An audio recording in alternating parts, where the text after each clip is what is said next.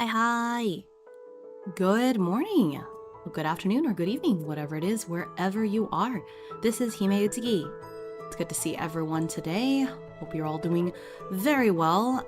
We are here with some more Fabula Ultima. I definitely, so it's a trick when you have like ADHD and such to trick yourself into doing things, because if you know that it's like going to be this huge ordeal, huge undertaking, it's hard to muster up the willpower to do something sometimes, even if it's something you want to do. So I tricked myself with like, okay, I'm not gonna play Fabula Ultima, I'll just make some spark tables, I'll go over the story, and sure enough, doing that stream last time got me all fired up about the campaign again. And I think what had been holding me back for so long was just the indecision of not knowing where to take the story, because they were going from this small town where I was using the natural fantasy atlas to dictate, what was happening for the most part, and now I'm going into a place that I have to create right? That, yeah, I mean, I could have maybe taken a city from like the high fantasy book or something, but I didn't want to do that. And so feeling like that was going to be this huge undertaking, it scared me. But after doing that last stream, I don't know, it really wasn't so bad. And we did all the world building and everything last time for the city. And so now I can just dive right into it. And I'm really excited. I'm going to say hello to everyone. Chipper Pigeon, of course, got first. That was so fast. I think they redeemed first right as I hit resume on the timer, so that was wild. Hello, great job getting first. And then I see Court of Ophelia, Blue, Mr. Schaff, Tomoe, I don't know if you're still here, but like, thank yous for dropping in. Kuraga, long time no see. I feel like it's been a bit. Hi, good to see you, Kuraga. Isaac, Anna is here. My gosh, I was just watching Anna stream, was it Call of Cthulhu, I think yesterday? So let's see, 64, Emmer, let's see, did I get everyone? Zachary, Kess, don't send Kai after me. I posted on Blue Sky, okay, I did the thing. 64, did I already say hi 64? I'll say 64 again. Then they had 2 spam bots that Saribot did a great job getting rid of already. Mr. Schaff has a 130 stream streak, which is crazy. Thank you so much for being around for so long. Holy crap, hola. I was really happy when I got up to like a 42 stream streak, I think, on Kappa's channel, and then I lost it, so... Oh, look, Kai liked my post on Blue Sky. I did it, okay? I did a good job. I posted the thing. Hi, Taro. Let's see. It's always Call of Cthulhu. Never hang out with Cthulhu. I think he's just bad at organizing things. Anna, have I shown you? Were you here? Have you seen my Cthulhu pinup poster? Hang on, let me get it. I have not. Hang on. I'm gonna go get it off the shelf.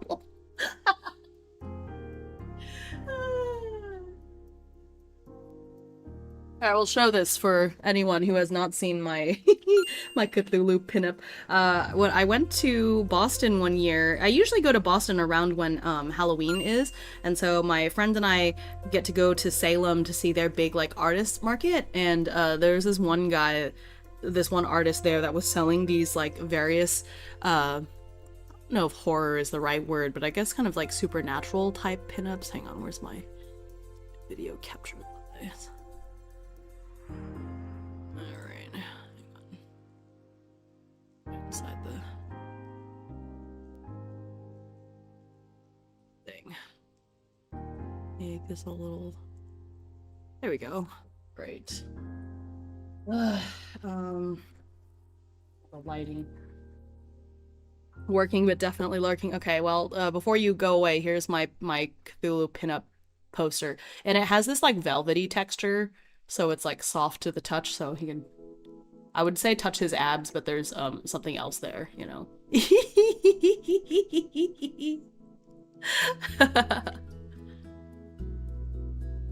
Oh, he hot. Yeah, this. I love that they made it. Well, so they formatted these to look like magazine covers. So it's like the end is nigh. 5 reasons it's all your fault. Page 13. Fear and death. Touch his tentacle pouch. Yeah. And then there's Cthulhu on the gold there. I'm trying not to accidentally dox myself on the reflection, so I'm leaning back. But the text is all like golden. It's big enough that it is showing some reflection, so I'm trying to be smart. Isn't it so pretty? I kind of regret not getting some of the other ones, but they, you know, they had like Dracula and stuff, but I just, come on. Come on. Ooh. Yeah, you could touch the tentacle pouch. Don't mind them down there. I'm sure they're gonna be fine. I'm sure nothing untoward is happening here. Just listen to the calm music that's playing right now. Nothing untoward is happening. He can be my end. I know, right? Well, I saved. Oh my gosh, this was from 2024. I still have the ticket from when we went to see the art museum that same weekend. All right, so putting him back on the shelf. I knew that I would be, that I had an audience that would appreciate my Cthulhu We will pick. Y'all, I've gotten back into cross-stitching in a big way.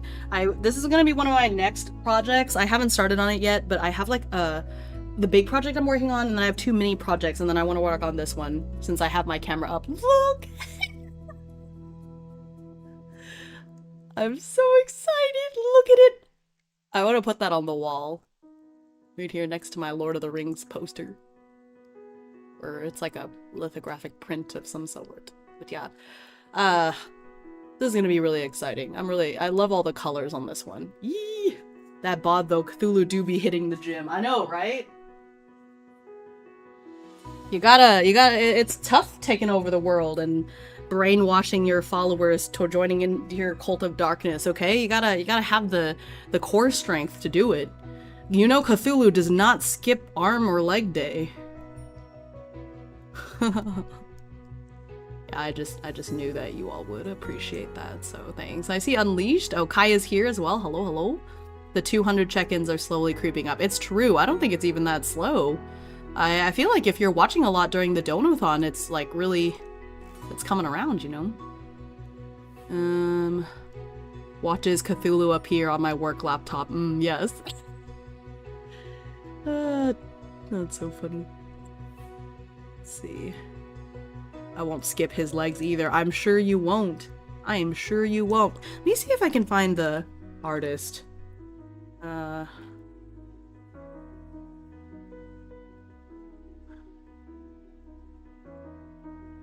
think I remember.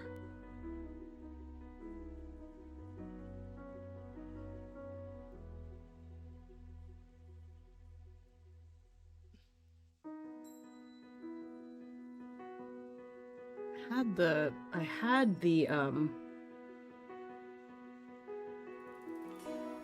had the their little business card here.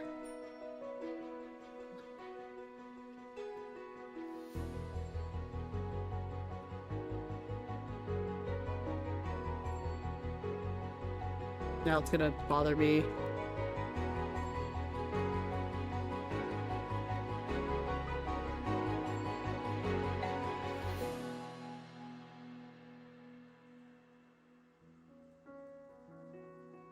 Is it on the...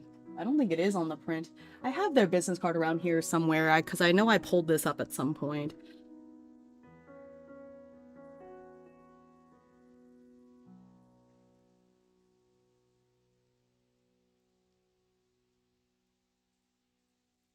Find it again and let y'all know.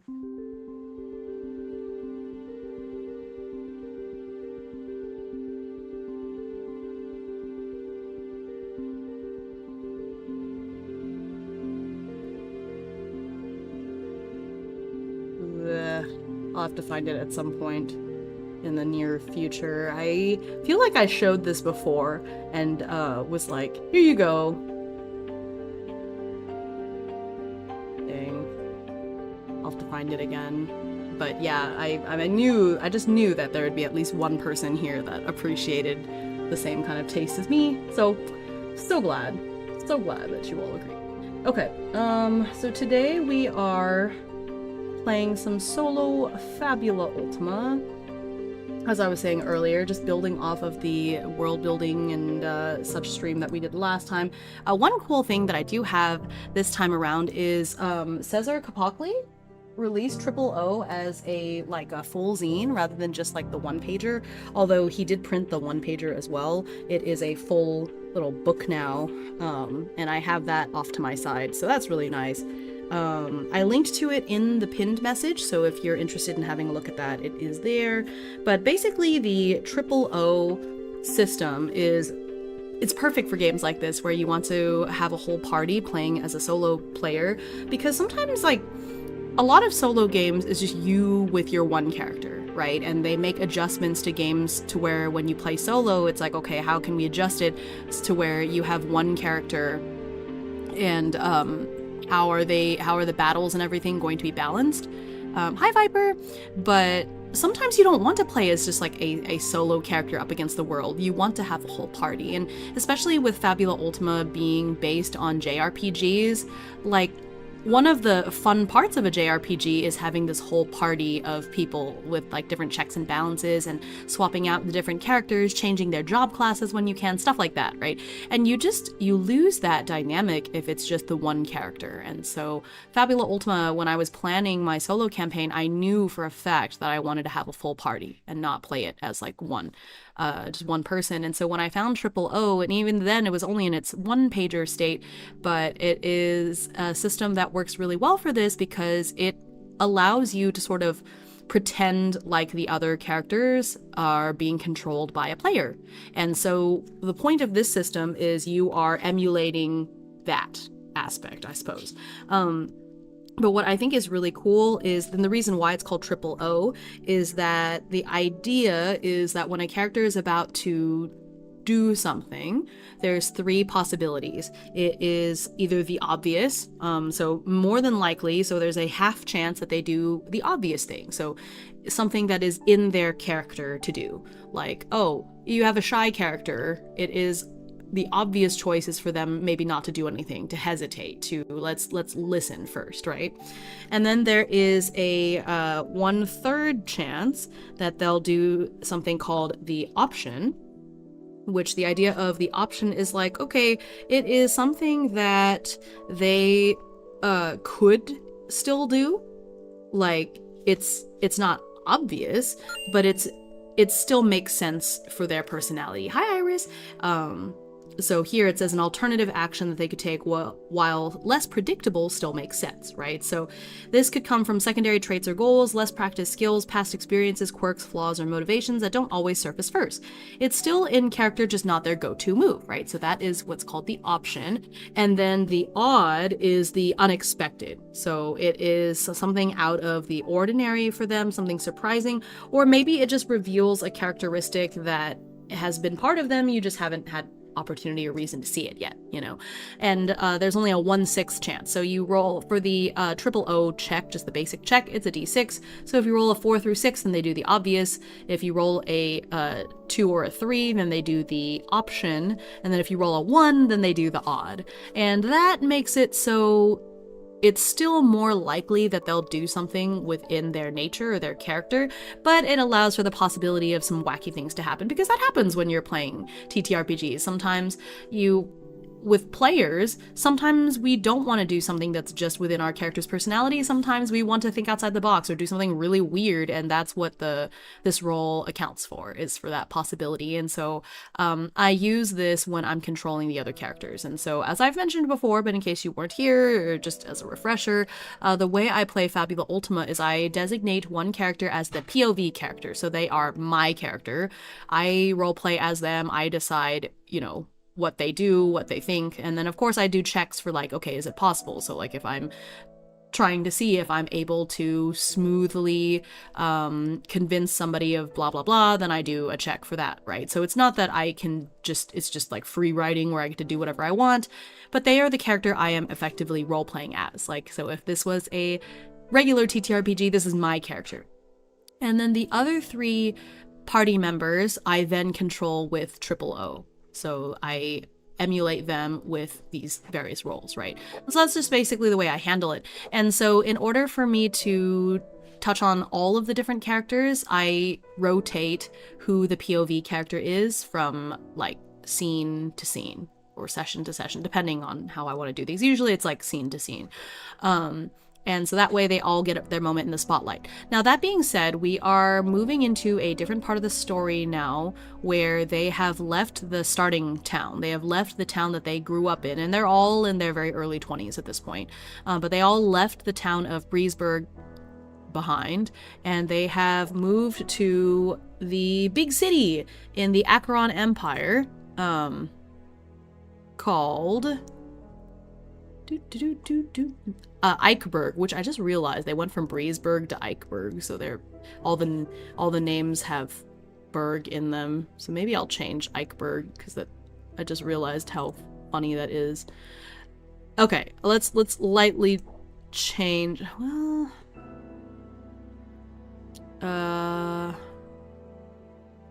But berg sounds so cool. I don't know about having two things with the word berg and with the like same suffix, so let's change this really quick. I still like the Ike part, but maybe I don't know. To keep? You think I should just keep it? Feels weirder that Breezeburg, being such a small town, had the word berg, the suffix berg in it. Hi, Minister of Love. Yeah, I guess that's true. It just feels weird. Maybe the other place should have been called Breezeville or something. That's all right. I'm already. I like the way Eichberg sounds, so we'll just keep it. It's fine. Whatever. I'll just make sure that whatever next town they end up in doesn't have Berg in the name. My bad. I just realized. Okay. So if you weren't here last time, basically they at the end of the second arc, the four main characters agreed to leave Breezeburg to go to the Acheron Empire. 3 of them decided to join the Knights, and one of them, which is Kale, who is actually the POV character for today, because we rolled for it. I rolled for the order. But Kale is deciding to join the Royal Floralist Society. It's a guild made up of floralists, mainly doing research, but they are employed, funded, whatever, by the Empire as well. And so even though he's not joining the Knightage, he's still going to be in Eichberg with his friends. And so this part of the story will be interesting because the 4 of them are not together all of the time. They are in the same town. They're in the same city, I should say, because Eichberg is the capital. So they are in the same town and everything, but they are no longer going to be able to be together all of the time like they did growing up, because now they're in a big place and they have to find their place in the world. So Kale, especially because he's not joining the Knightage, he's going to have a little bit less availability to be with them. So effectively, I did this as a way for each character to be able to develop on their own. And the goal is for 5 years to go by, except I don't want to actually act out the 5 years. That would take a really long time. So I want to do a handful of scenes, maybe 1 per year or something, of like a montage of like, this is the time that they've spent finding themselves, developing as people in Acheron, and then the 4 of them coming together for some reason that I don't know yet, to continue on in the adventure. So for this part, they are going to be splitting up, at least somewhat. Now, it is a little bit easier for the other 3 characters because they're joining the Knightage. However, the way I developed the Knightage is there's 5 different orders, and each of the 3 of them are in a different order. So even though they're all knights, aside from their basic training, which I guess we're going to cover, they're actually not going to be together either. So lest you think, oh, how are the other 3 going to develop when they are all knights? Don't worry, they are all knights, but they're not together. They are each in a different order, which makes sense because they all have different strengths and weaknesses, right? So I created 5 orders as part of the Acheron Knights, and each order is a little different, but the first order is the special ops kind of, and they're balanced between magic and physical strength, and so Orion is a shoe-in for that because they are basically a magical swordsman, so like a spell fencer type, right? And so Orion has always been the strongest in terms of just like pure combat ability, because the other characters all took things that are support based in some degree, right? Orion is the only one where all of their job levels went purely into like combat things. Indigo is the symbolist, and so while he does fight, and I mean obviously they've been in battle, he's more of a mage who has those like support characteristics. And then you have Celine, who is really strong, but she doesn't cast magic. Her other job classes are in being a gourmet, and so she and Indigo get split up because Indigo is all magic, she's kind of all physical strength. Then you have Orion, who's the best of both worlds, so all 3 of them are going to end up in a different knight order eventually. Not right now, but by the end of the first scene, they're all going to be in a different place. Basic training for Kale is for cats is biscuit training. It's true. That's very important for cats to know how to make biscuits. But yeah, so I rolled to figure out the order of the POVs for this arc. And the first one is going to be Kale. So the order is actually Kale, Celine, Orion, and then Indigo is last. It's kind of interesting because I think this is almost the exact opposite of how it was previously. Because Celine went last before, and now she's like one of the first up, and Indigo went first before, and now he's at the end. So it's kind of nice. I like the symmetry of it in a way. So yeah, so we're starting off with Kale here, and so Kale is his family has been in Edessa for generations. So aside from his friends, he doesn't know anybody here. But he is known for being a genius. There was time when there was talk of him being sent to Ildefort. Like, they actually received an invitation for him to go to Ildefort to study, and ultimately he decided not to leave his friends behind. So I think this is really important for Kale because he's somebody who's sort of always hidden behind his friends' shadows in a way. Like, he made a decision not to further his own personal growth because he wanted to stay with his friends. And part of the reason why he even left to come here in the first place was for his friends. So I think his story should be about breaking out on his own and learning like that there's a lot that he can do on his own without necessarily needing his friends there to take care of him all the time. Not even take care of him, but he was okay with being support and being second fiddle, and I think it will be nice for this story to kind of show his attempts to break out on his own, you know? So, all right. So one thing that I wanted to do really quick before we started is I actually want to change this background because I thought that this background very nicely represented the Breezeburg, you know, idyllic country living, and they're in a different place now, so I have a thing.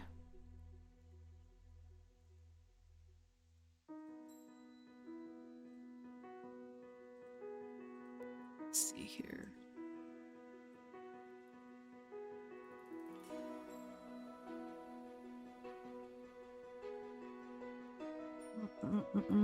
So let me get that really quick because I have them already. I just wanted to transition to them on stream so y'all could see them.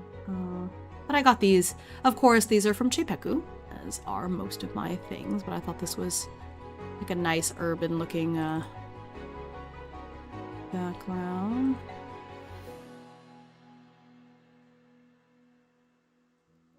Okay.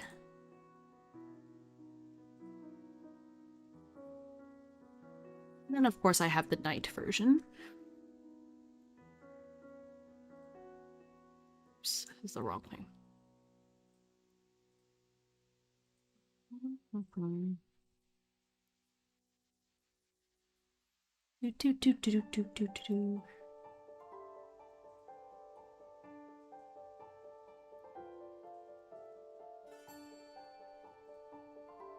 Okay. All right. So we have the night and day. We'll use the day one for now. There we go. Oh, I feel like you can hardly even see anything. Can I change the opacity a little bit?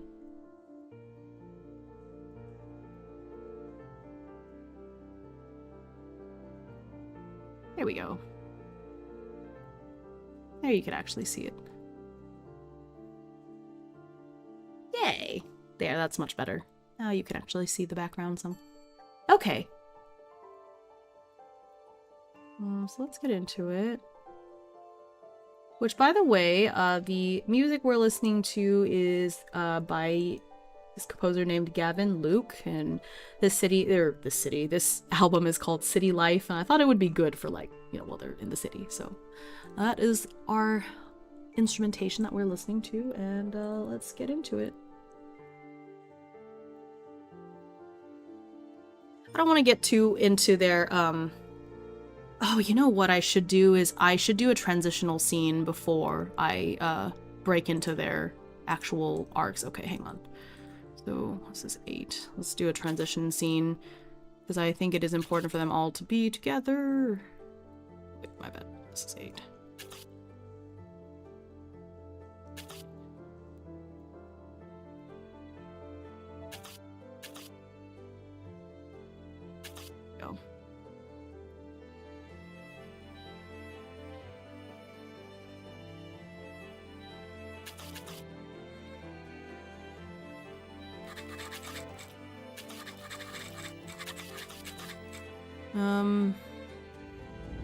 I think this is just not going to be anyone's POV, it's just going to be kind of everyone. Okay.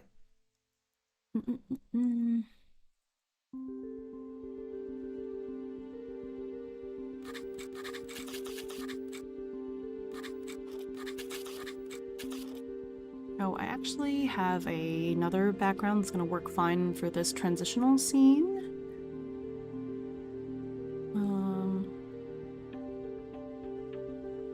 Let's change this for now. I'll change it back after. There we go. Now we're at the airship port.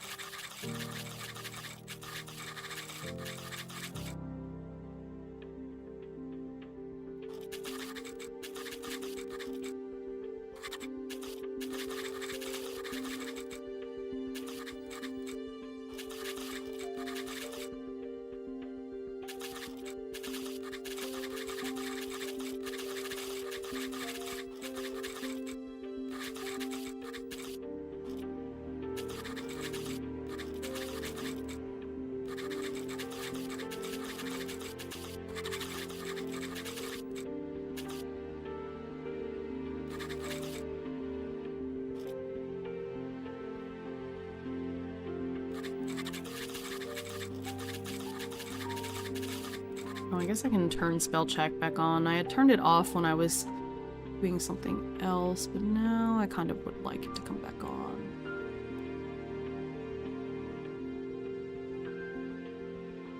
Yeah, see, like...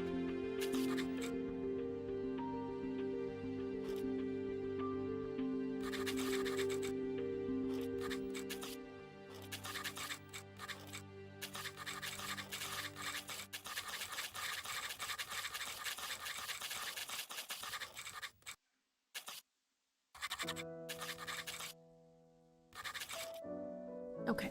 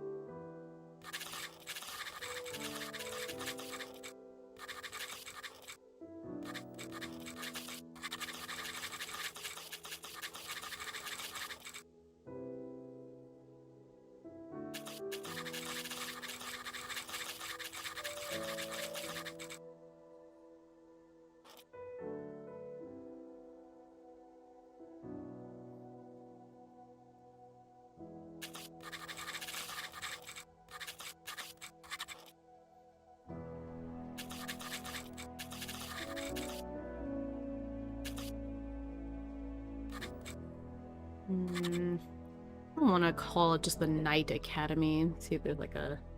where's my generator? Name generator? Or, use an Oracle. Oops, I almost opened Photoshop instead of my PDF app. That's not helpful. Come on. Let's see here. Oh, I guess, use the urban dressing. Yeah, urban dressing book. It's got this little name. It's got like various name oracles. That's what I was using to name some of the businesses and things. I'm gonna... Okay, it's on page 8. Let's see.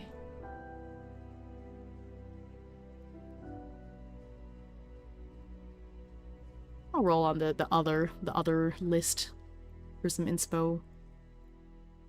Let's see, I got 829. Flourish. Commander!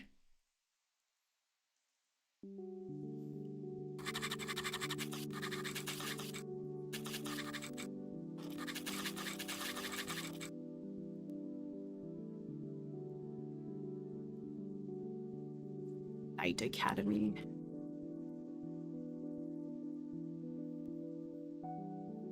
I guess that's fine.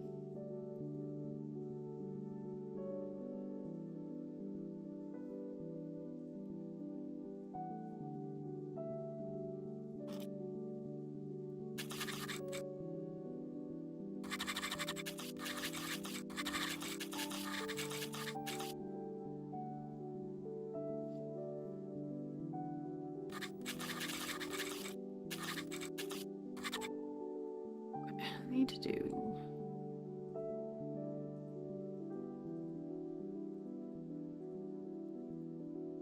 Oh, there's an oracle for POV character. I could just use that for like random in general. Okay, well that doesn't make any sense.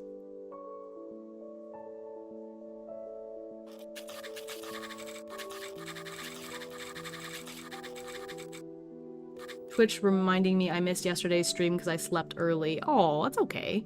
I'm glad you're here now. At least you get to, oh, I don't know if that messes up your streak or not, but hi.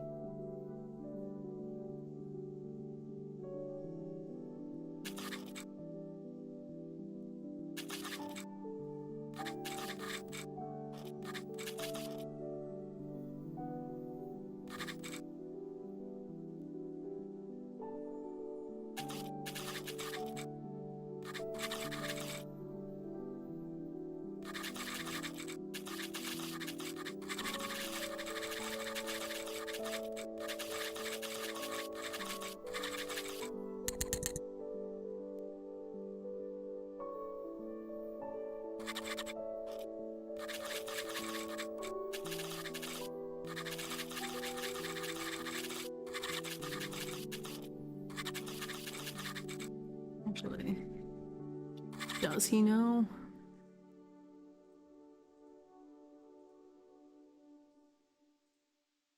So I'm gonna do a... It's my oracle. Shoot, I forget how to do my call out.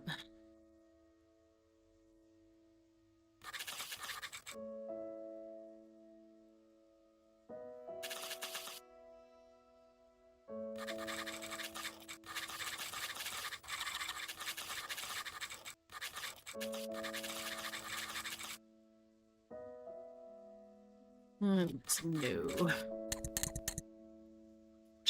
Nope, my streak is still good since this stream is within the 24-hour window. Oh, perfect. Nice.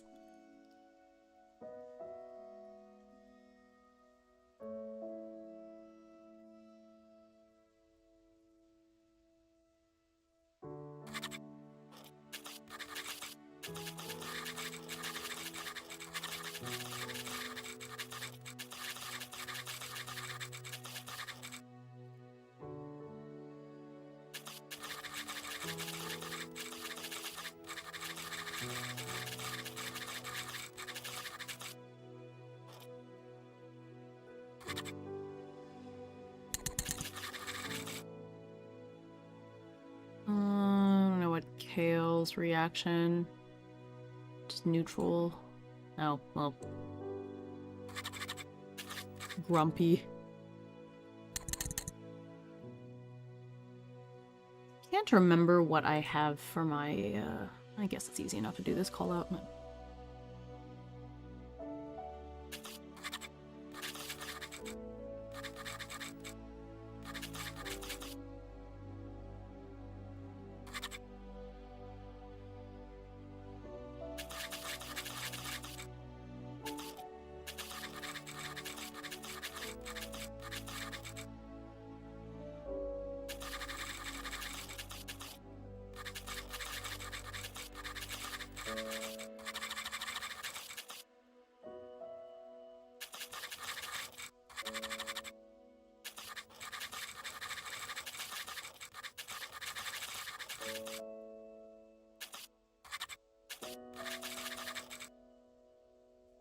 No, it does not think floralist is a word, because it isn't really, but I'm adding it to the dictionary.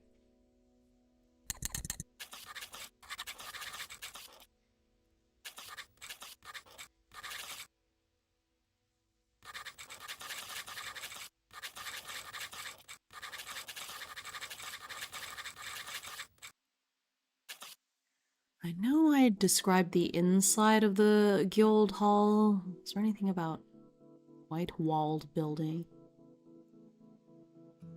Stone columns.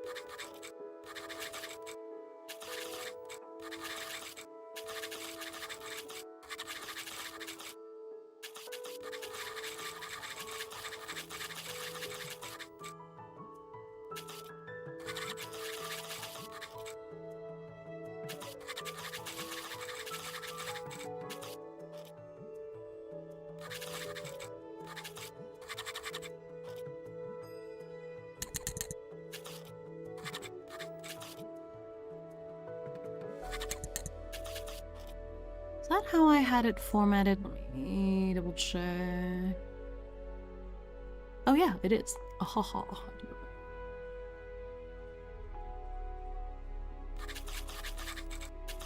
Nope, they are floralists.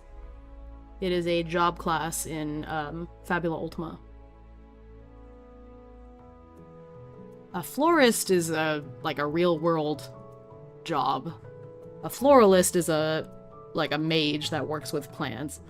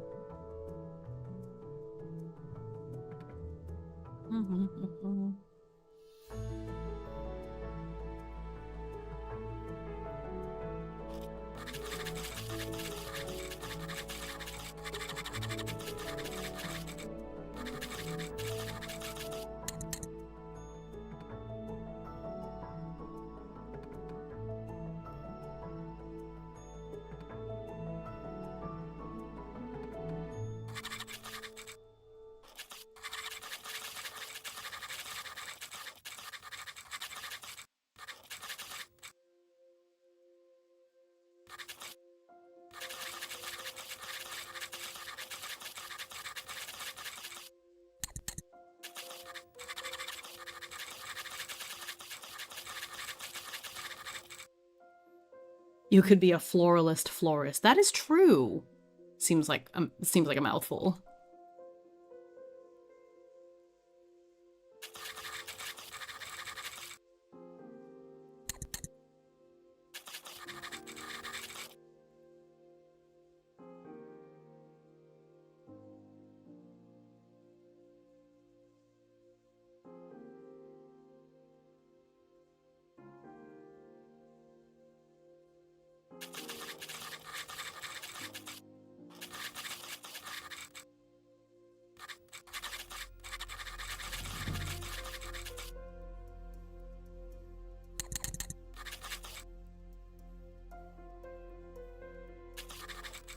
Do.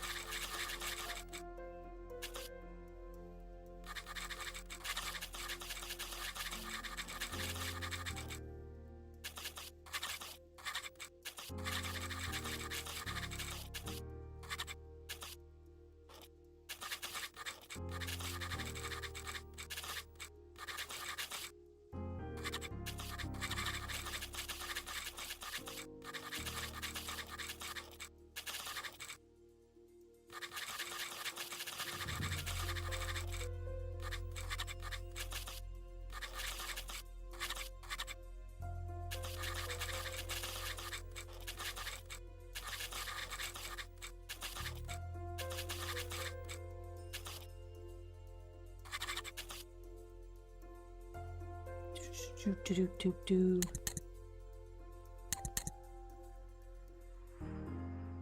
Huh.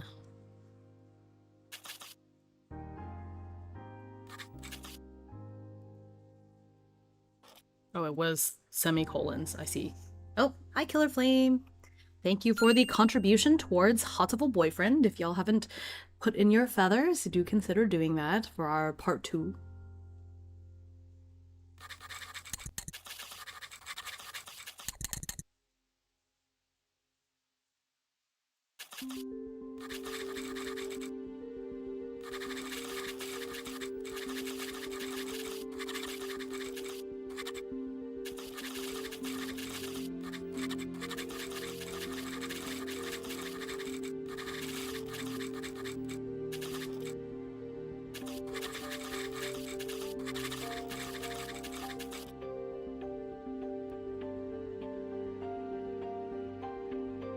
Don't mind me taking a short break from work. Yeah, it's a nice chill thing, and I am typing a lot of the time, and so you mostly just get to listen to music and the sound of me typing away.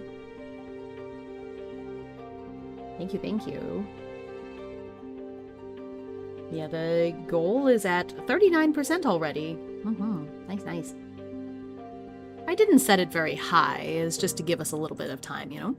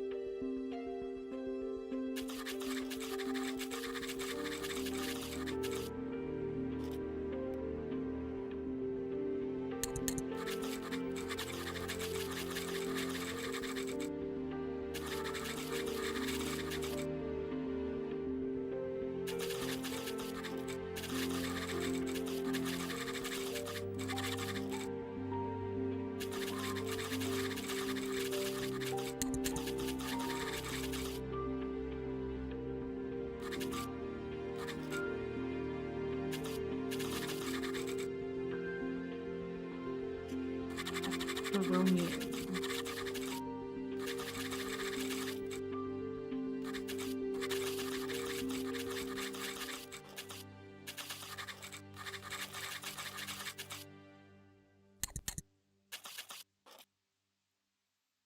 Do.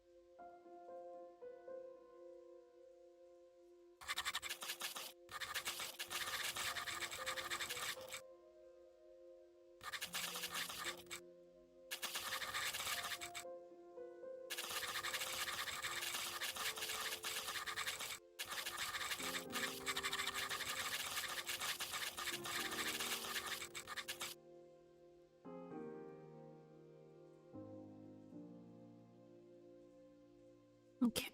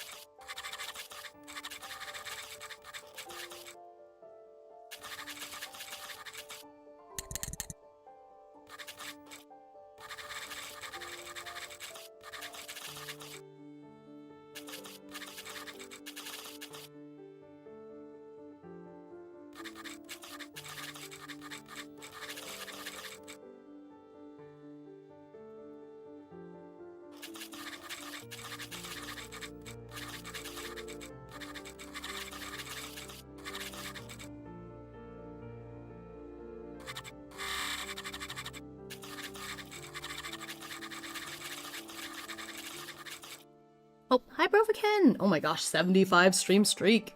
Crazy. Look at that.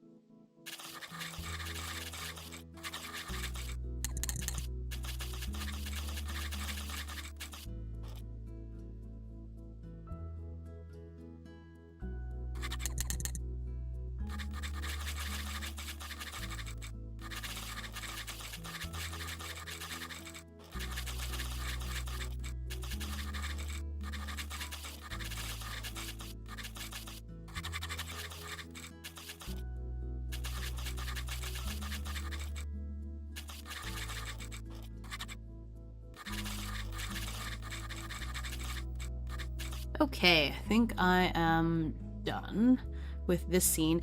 I just wanted to have a little scene in between so that it's not just like they left Breezeburg and plop, here we are in a totally new place. So I thought it'd be nice to have like a little bit of a transition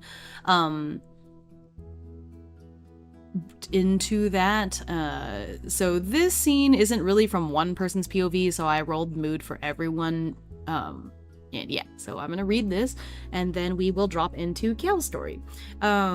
I think, so my goal, as I said, is for this arc, give or take, to last for 5 years. Because it's about them kind of developing as people on their own before setting off on their next adventure. Also, because then they'll be older and I'll feel like I'll be able to relate to them better when they're not like 20-year-olds. I mean, they'll still be, but at least they'll be in their at least mid-20s, and I don't know, makes it a little bit easier. But yeah, so I'm gonna read this and then we will continue on. So this chapter is called Until We Meet Again. Stepping off of the airship, the four friends look around the bustling port. For most of them, it's a sight completely unknown. Breezeburg, being such a small and rural town, had airships landing in a makeshift landing pad in the meadows. Yet this port is only one of many in the Acheron Empire. Hearing the hubbub and watching dozens of people running around serve as an instant reminder that they're now far from home. The leader of the knights that came to Breezeburg stops to talk to the group. I have prepared a letter of introduction for the three of you to bring to Flourish Hall, where the Knights Academy is. He hands the letter to Celine, who is standing a step forward compared to the others. She takes it with reverence. The knight scratches his head as he turns to Kale. Sorry, I don't really know anything about the royal floralists, but I'm sure they can answer whatever questions you have at the guild hall. Kale furrows his brow, his sunny disposition clouded over by the man's unhelpfulness. Can you at least tell me where the floralist guild hall is? Oh, sure. It's on the highest point in town so it can get all the sunlight. It's a huge white building with stone columns. You can see it from almost anywhere in the city. Kale is relieved upon hearing this. I see. It doesn't seem like I'll have any trouble finding it then. So long as you don't get your head stuck in the clouds and get lost, that is, Indigo says, though his comment lacks bite. That sounds more like something you'd do, Indigo, Celine laughs. It's true. The number of times Indigo's gotten overcome with inspiration, run off somewhere, and subsequently required the other three to go find him can hardly be counted. Having done all he can, the knight leaves. The trio of would-be knights offers to escort Kale to the Floralist Guild Hall. It would be good for us to know where it is, that way we know where to find you. Oh, true, though you'd always be able to find me at Indigo's place. That's right, you're staying with Indigo's family. Only temporarily, of course. I'd hate to impose for too long. Nonsense. If it was going to be a bother, we wouldn't have offered. And if you ever need to find us, Kale, we'll be at the barracks. Obviously. They all chat merrily as they make their way through the city. Passing through the central plaza, they see the famous Crystal Storm Dragon, a purple dragon entirely encased in crystal. It's said that the first emperor of Acheron decided to build the capital here because of that crystal. Having just gone through an ordeal where they freed a spirit from captivity, the entire group has somewhat mixed feelings towards the sight. You don't think that the dragon's still alive in there, do you? Surely not, it's been hundreds of years. But maybe it's asleep or something. What if it breaks out of there one day and is all mad about being trapped? It's not as if the Acheronians were the ones who trapped it. The first emperor found it like that. It looks so angry, though. Imagine being stuck like that for so long. After staring at the crystal for a while, they continue on their way. Just as the knight said, the building is impossible to miss. Hi, Winter!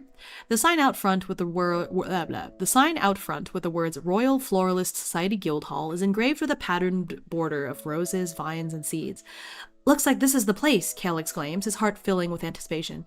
There was a time in the past when he'd considered traveling to Ildefort to continue his floralist research there. Now, being able to do so in Eichberg without having to part with his friends, he feels he made the right choice refusing back then. Take care of yourself, Kale. We'll see you later, Orion says, giving him a kind yet firm pat on the head. The rest say their farewells to Kale. Let's meet up for dinner at the end of the week if we can. It'd be so much fun swapping stories, Celine suggests. Kale nods. You guys work hard at knight's training. I'll do my best here as well. Though excited for what's to come, he can't help feeling a little melancholy as he watches his friends leave for Flourish Hall. Unbeknownst to him, the sense of loss goes both ways. Walking away from the Floralist Guild Hall, Indigo feels more than a little bit of trepidation. He and Kale have been together for so long that it feels strangely final to be separating like this. Though they'll still be in the same city, underneath the same sky, they're now working towards different goals. Orion gently puts their hand on Indigo's back, nudging him forward. We're here for you too, you know. Let's stay strong together so that when we meet Kale again, we can tell him our stories with a smile. Yeah, you're right. Determination towards their individual dreams filling their hearts, the friends go their separate ways for now, with building anticipation towards their next meeting. One more winter. Yeah. A new ghost has wandered into the manor. Welcome. Thanks for the follow. Okay. Okay, so that is the transition. Just thought it would be nice to have something in between. Fabula Ultima, my beloved. Hello, is it Fix-It Freb? Welcome, welcome. Yeah, I love Fabula Ultima. You came at a pretty good time. I just wrapped up this transitional scene, and so now we're going to bust in. We're gonna start with the Royal Floralist, or the Imperial Floralist Society. What are you using to play solo? Mainly, I've got a couple of things. So, oh man, I was just explaining all this earlier. So if you look at the pinned message, I have a link to the O system, and that's what I use for the other PCs, or really for NPCs as well, to simulate their responses. I have 4 main characters that I cycle in between. They're usually together, but I'm about to start this arc where they separate for a while, and so I'll mostly be using O for the, I don't know, the NPC reactions to things. I also use this thing called Keeping Contact for, like, conversations and social links and stuff like that. I'll link to that somewhere. Those are the main things. Oh, sorry, I've not seen this before. Yeah, I love O. No, you don't have to apologize. Just, like, it's just funny. No, I'm always happy to answer questions. Yeah, those are the main 2 things. Let me see, I have... Yeah, Keeping Contact is the other one. So Keeping Contact is really great for, like, a social system, for talking, for, have we leveled up in affection with this NPC, you know, talking about bonds. Doesn't have to be in terms of, like, romance, but just like, okay, how well do we get along? What is this NPC's personality? I think that's really important. So that's pretty much what I use. Between those 2 things, that's enough. I use the regular battle system from Fabula Ultima and everything. I created an Oracle or Spark table last time for, like, if I need to figure out what their affinities are, because usually what I end up doing is I just use a stat block that already exists and I just reflavor it to match whatever it is I need to do, you know. Hi, first time. Snis Kobold, welcome, welcome.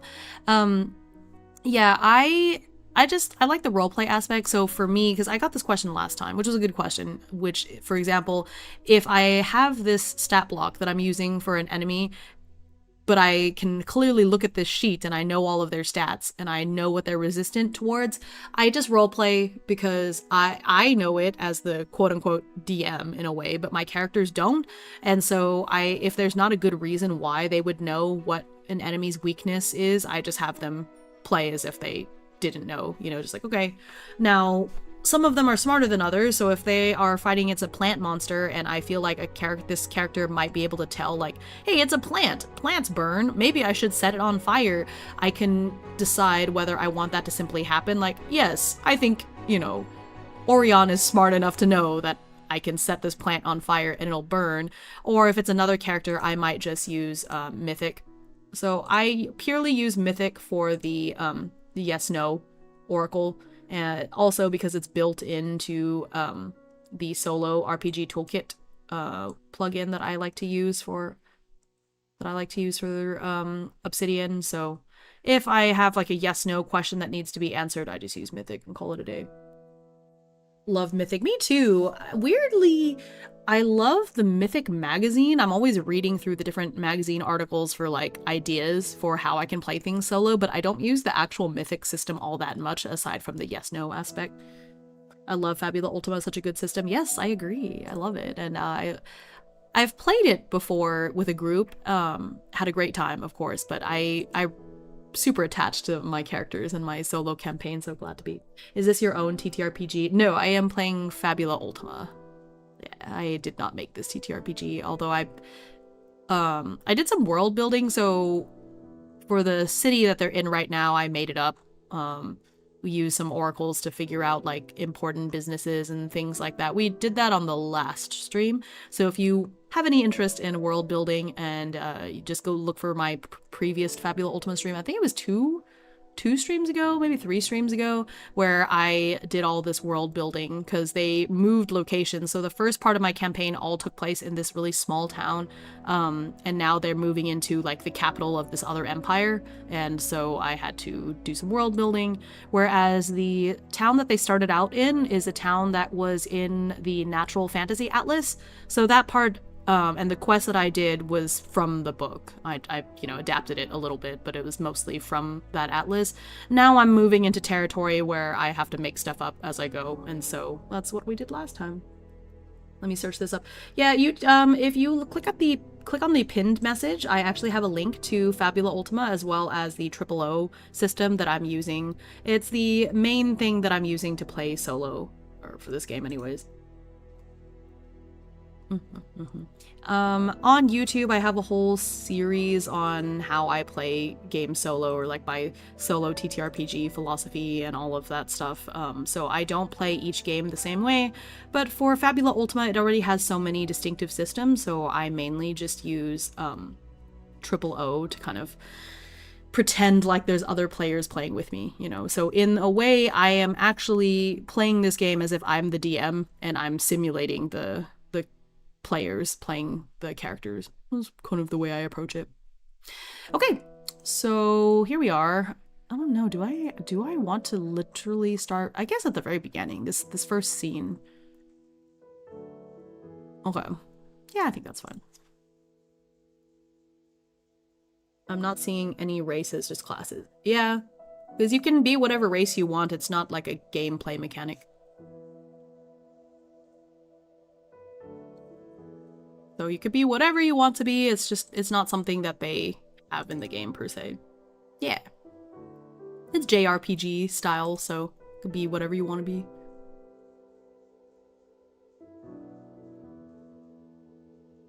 I don't know if it's, I don't think it's something, I think they do touch on it a little bit, and some of the atlases have ideas, but yeah, it's not like a...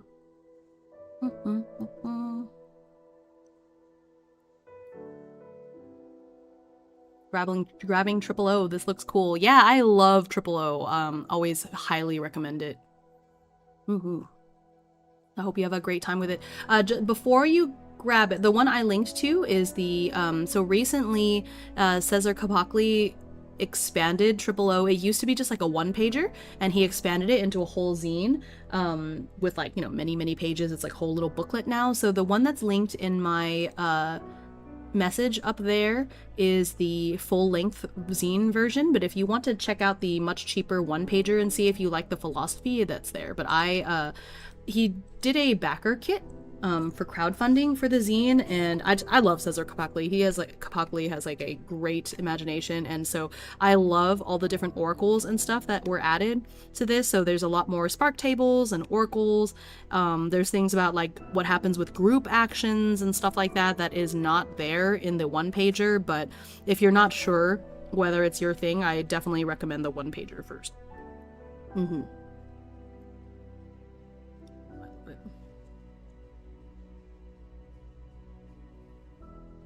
I love that I could get the 1-pager as part of it, and it came with this cute little bookmark that I can use as well that has a lot of the O like main things on it. But yeah, I love tools, so I'll just get the whole thing. Awesome. Yeah, I highly recommend O for solo players. It's definitely one of the solo tools that I come back to again and again and again. Oh yeah, it's really cute. I have it. It's here, I'll just turn my camera back on for a second. I've got it's like a nice little, it's a lot of content. So here's the zine, and then they also printed out the 1-pager, so it's, you know, it's like a little foldable, it folds in half. It's real cute. Physical books are life. I agree. I mean, I have way too many, but I'm running out of space. for my TTRPGs. Like it's getting to where I almost need a whole separate bookshelf just for them. But yeah, and then here is the bookmark that I really love, because it's just the basics of O all on a bookmark, so that if I'm reading through a TTRPG book, I can just have this on the, you know, I like it. It's cute. So I got this fairly recently, but they've already fulfilled the backer kit, so hopefully at this point it's like not a long wait from the pre-order to you getting the actual book. I definitely need to look at mine. Hit me during this that I may be able to use recommended for my current project. Yeah, I love O.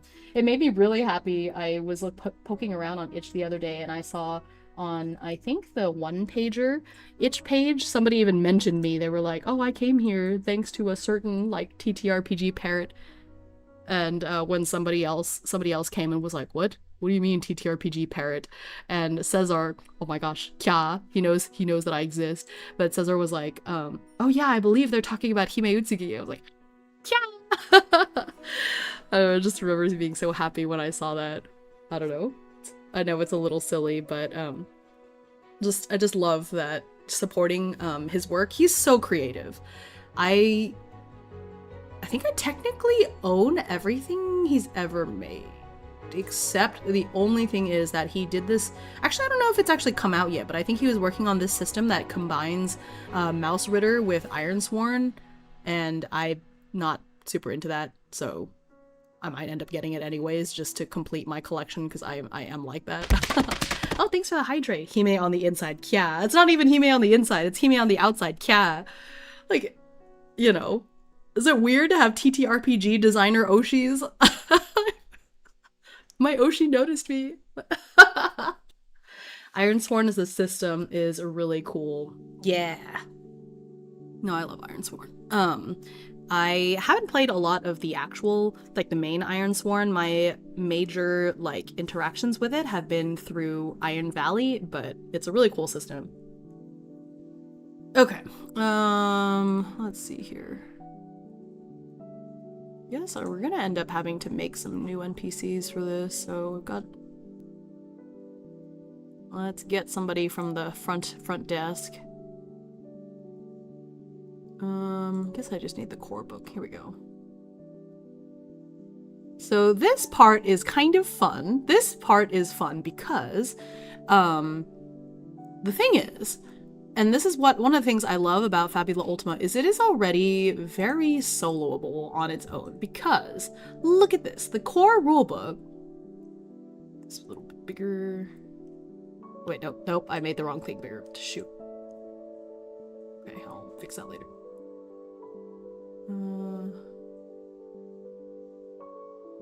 I messed up. It's changing the size of there. This is what I wanted to change the size of.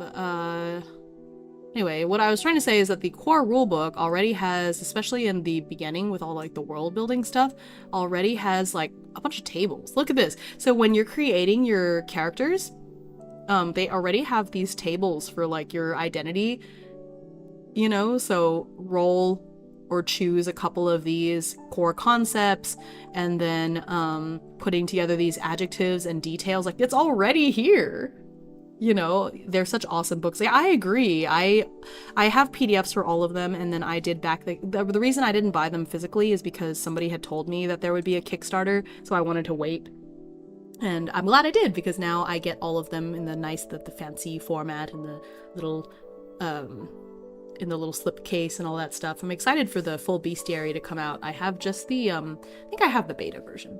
You got the fancy ones. Yeah, I didn't get the most fancy because I like the way that the atlases look, and I didn't want them to be covered in all the... I love Yoshitaka Amano's art. I didn't necessarily feel that I needed the box with his stuff in it, so I didn't pick the most expensive option, but yeah, I definitely got the dice and everything. I already had them all. Yeah, understandable. I'm glad they had so many tiers for people who already own the game, but I purposely waited to get the physical ones, so good. And then I gave away my copies of they gave copies of the PDFs as part of it, and I just gave those away since I already own them, so it's nice. Alright, anyways, so we are going to make the first character that Kale is going to run into here at the guild, who is going to be our guild receptionist person, I think it'll be fun to roll. Now, I'm going to use this more for inspiration because obviously this person is at the guild, they're a floralist, but I think it'd be fun to roll on one of these for like what they do aside from being a floralist, so I'll just roll. So I'll do a d6 for the column and then a d20 for the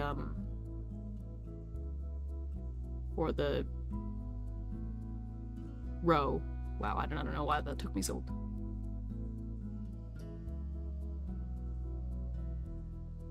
Okay, so I rolled a 2. So it's column 1 and then a d20. It's a 9, so bard. Okay. Need to make an NPC sheet.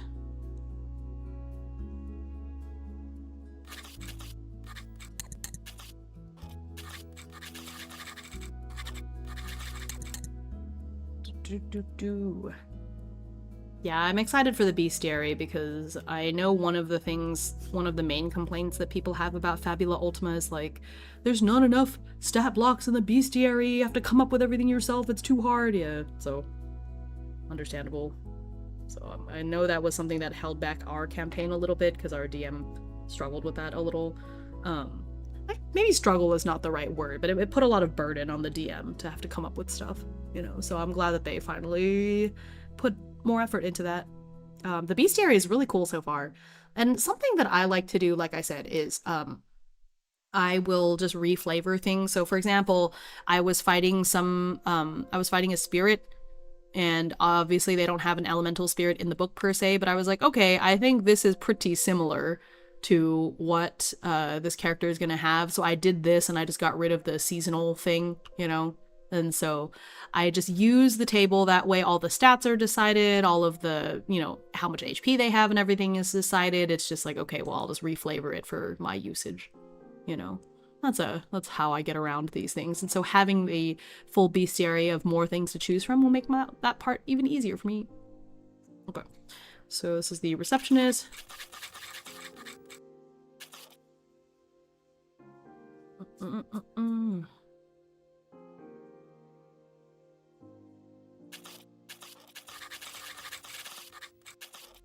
Okay.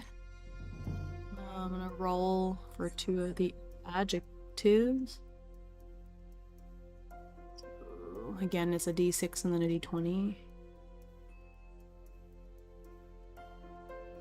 It's 1 and 17, so apprentice.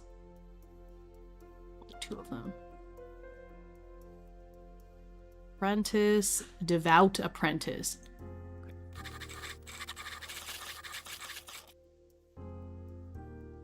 And one of these.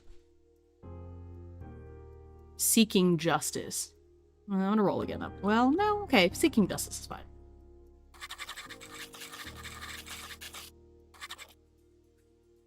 Oh, I can change this now since we're not at the port anymore.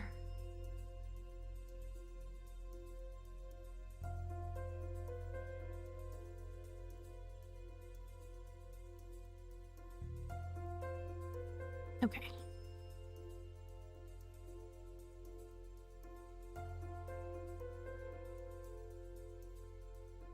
I'll just pick a theme from their list, which is fine.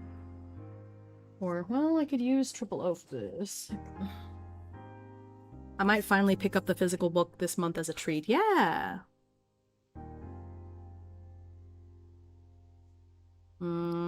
So there's a spark table for focus in 000.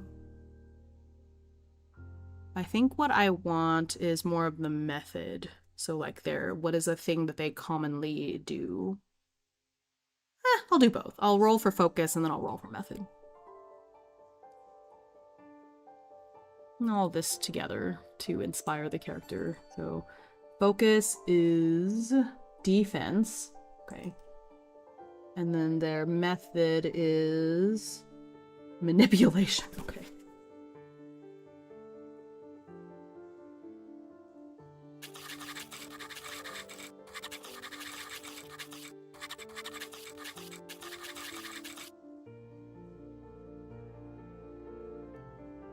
Okay. Oh, they delivered my new glasses. Eee. Okay, oh no, there's a surprise quest for jumping jacks, man. I have to do jumping jacks if y'all donate 50 points worth. Oh yes, we are still in the middle of my donathon.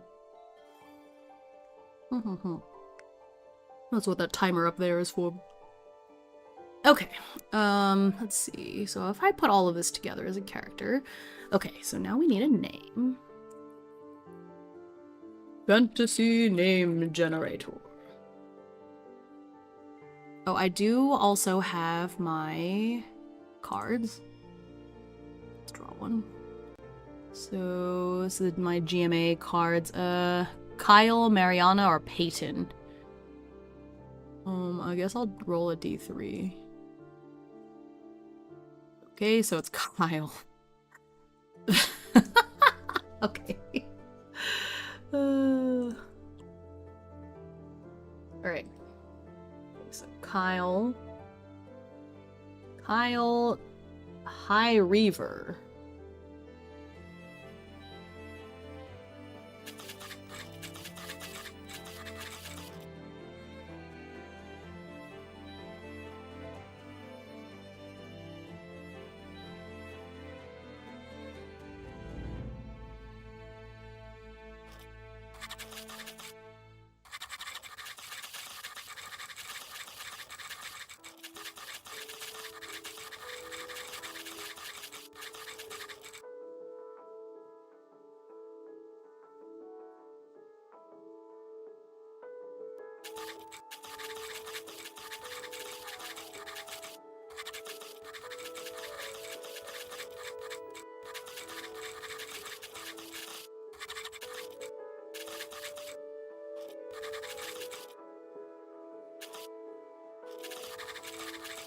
Ooh, there's a Obsidian plugin for a GMA.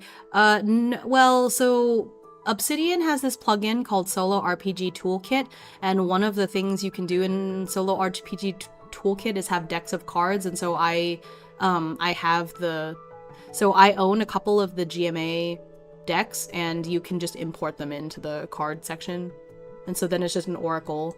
Yeah, so I have a whole video about this. So if you would like, that is there for you. But yeah, so it's here, just makes it easier for me when I need to. I have the actual physical deck right here next to me as well, but this is so easy. And then I don't have to put the cards away later. Why has the algorithm not blessed me with your content yet? But it has! You're here! You're here right now! So whatever serendipity led you to be here, hey, it's your time. That's funny though.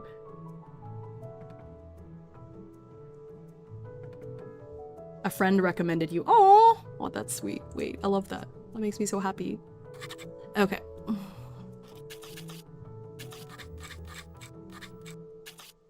right.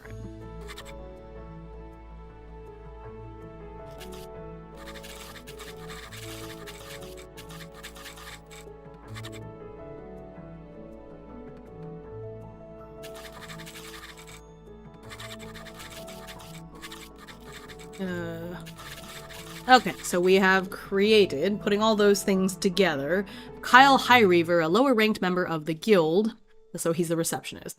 He's an apprentice to one of the higher-ups and is known for being rather glib, so rather than him being literally a bard, I just made it as, like, he's barding. Hello! Oh wow, I'm excited to see Triple O, it looks good. Yeah, I know, right? Good to see you. Sorry if you left that comment a while ago. I did not see it. But yes, I love the Triple O books, make me really happy. It is something I recommend all the time. Oop, I just dropped something on the ground. What was it? Oh, is that my pencil? Let me get that. Okay.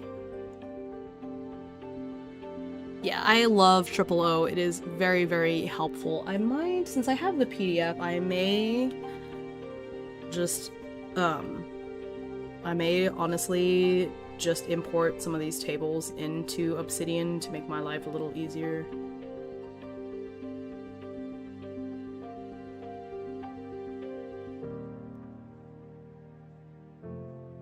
They have so many for, like, downtime. So I'll just read you some of the tables and that are in the full zine. So there's one for planning.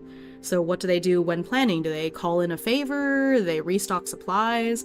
Downtime, which I love for cozy games, but they have a downtime one. So confess a secret, a lie, or hidden motive, or like suggest a change in plans. Roll here when the party is resting, camping, or killing time between the action. I love that. And then there's one, interpretation. Roll here when a character encounters something that needs reading. Delving. Roll here when the party enters somewhere dangerous and enclosed. Exploration. Roll here when the party is on the move through open terrain. Social. Roll here when a character enters a conversation with a goal in mind. Combat. Roll here when you want to decide what a character does during a fight. I love those. Those just are very useful in so many situations.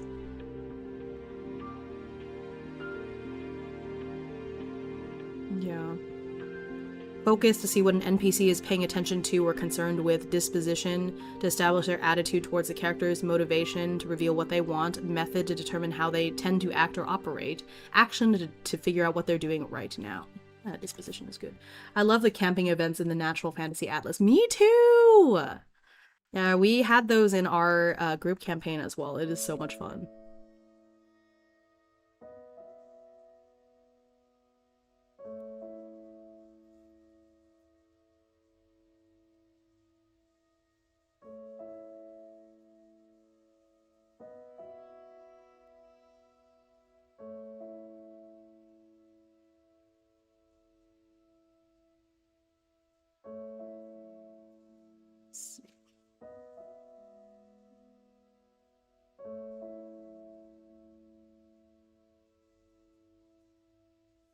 See, but disposition will be helpful.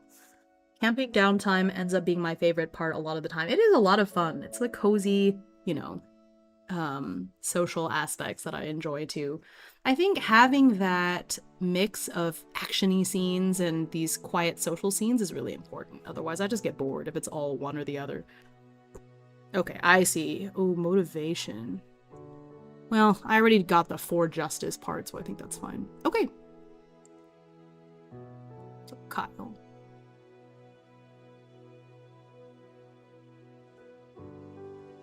Just watch out for turnip heads. Hehehehe. Yeah, do I have the triple O zine PDF? I might just pull. Sure.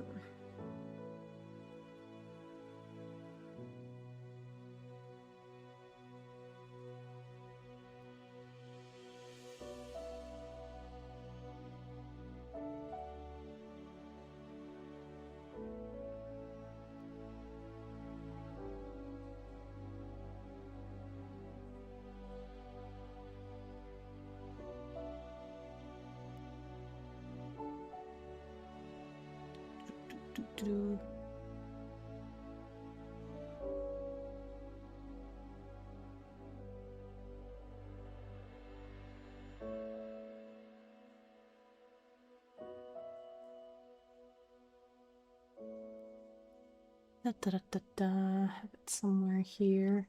Yeah, maybe I'll just go ahead and import them real quick. That'll be nice. They added interlude scenes with Sundered Isles for Starforged, which are similar. Nice. Triple O physical copy ordered. Yay! I so hope you enjoy it. I do love it a lot.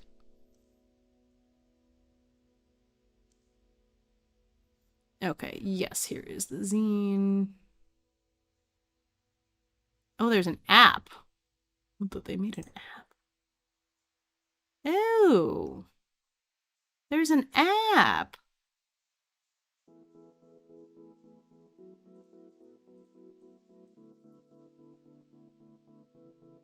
That's nice.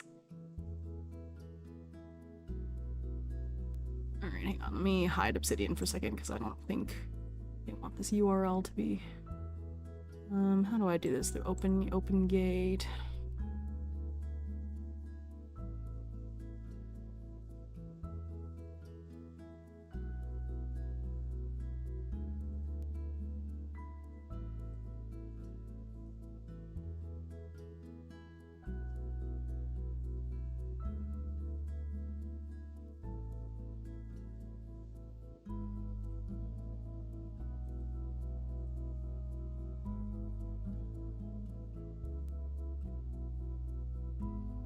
Okay.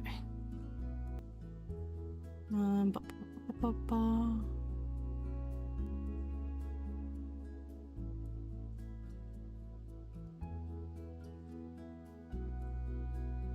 Okay.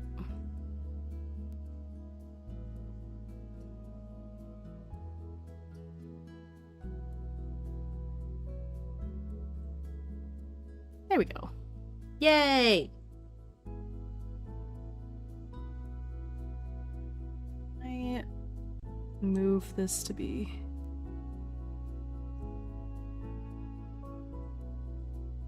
Oh, I don't like that the icon... Okay, hang on.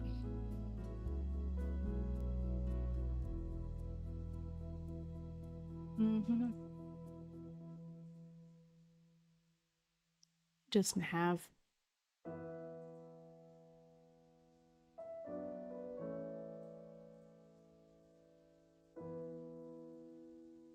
Oh, I can set whatever icon I want, I see.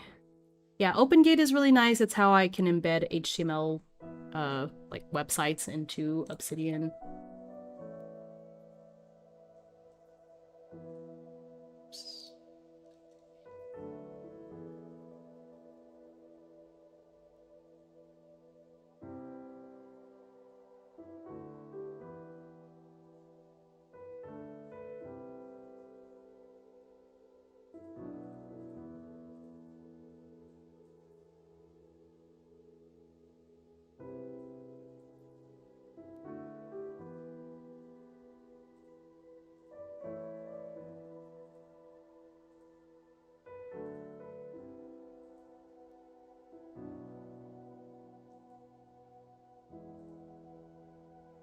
Okay, well, I don't know why it's not showing up. That's fine. Guess it's not that big of a deal. I'll have to set my own icon for it later. Okay. Hey, that's nice. So if you buy the game on... or the game. If you buy it on itch, it has this very nice little app that you can get, like, in your web browser. So now I don't have to worry about it. It's there. Yippee!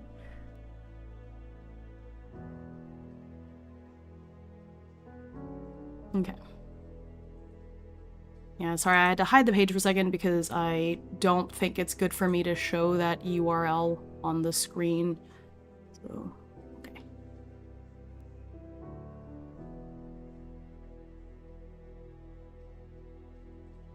Do.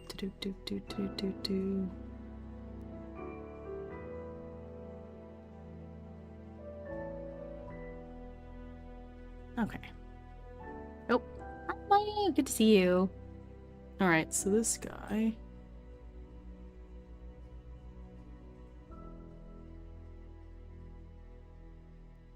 Disposition. Resentful. You know what? That makes sense, though. How are you doing?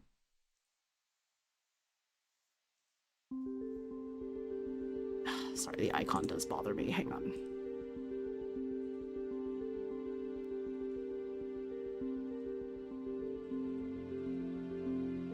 I wonder if I have to, like, delete the bookmark and then add it again.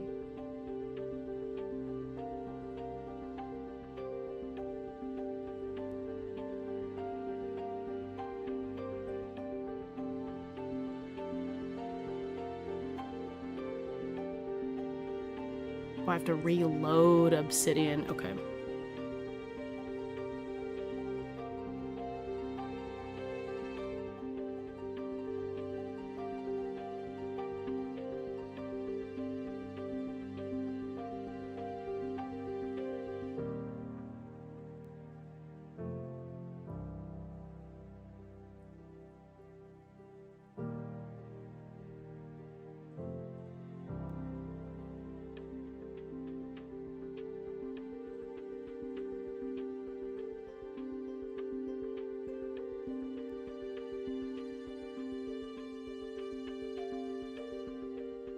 Icon, okay.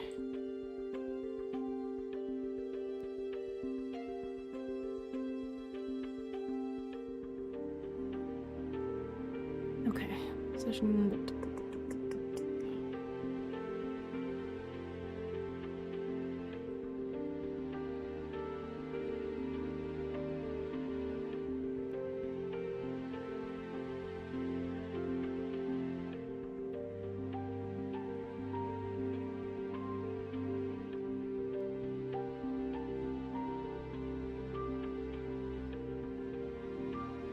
Okay. Okay, notes for your next Obsidian video. Callouts, embedded websites, new plugins. I think the embedded websites is already in the first video. I think I already talked about OpenGate. I'm pretty sure. Let me go look at it again really quick. I'm almost 100% sure. Oops. I'm almost 100% sure that. Yeah, I already talked about OpenGate in that video. It's super easy. But yeah, there's a few that I still want to talk about in the next video. Callouts are a big one. But yeah, embedded OpenGate I already talked about. Yeah.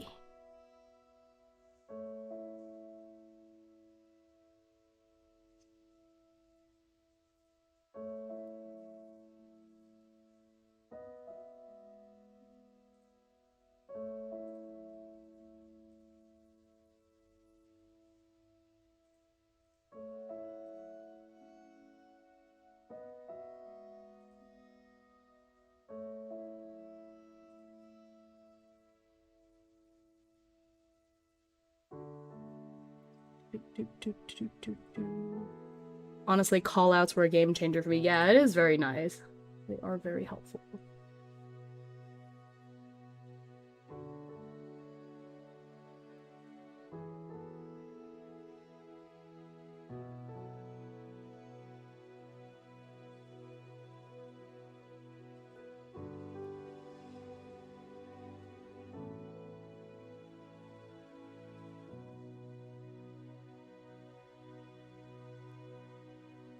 Oh, I had to push that button.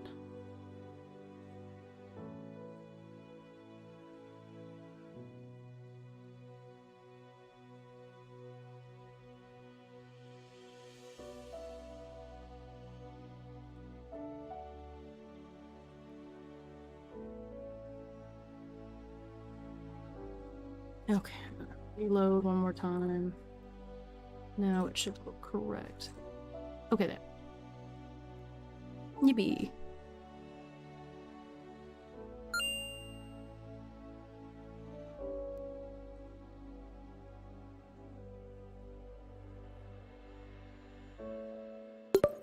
There we go.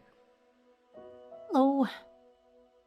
Especially when I learned they're collapsible and I can put boring combat in them, like for Caranothals. Yeah, that's exactly what is good about them. And I like them being able to change colors and things like that. It's very nice. Okay, alright. This image doesn't want to show up. Okay, I'll worry about that later. Ugh, I kept trying to fix it because I hate how this looks.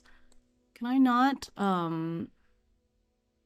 change the icon? Nope, that's not what I wanted to do either. Dang it. No. You're not playing Caranothals right now. Whatever. Okay. Fine.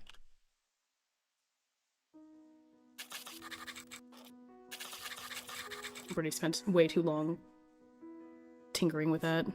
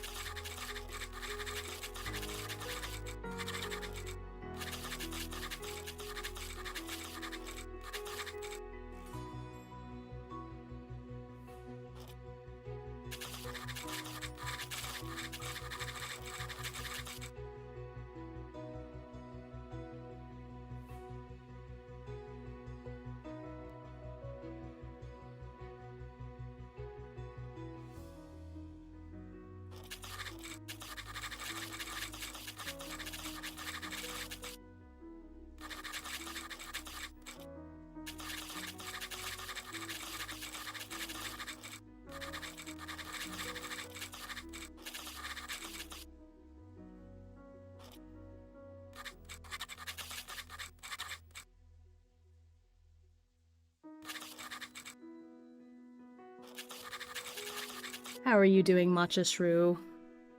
I feel like it's been a while since I've seen you. Hope you're doing well.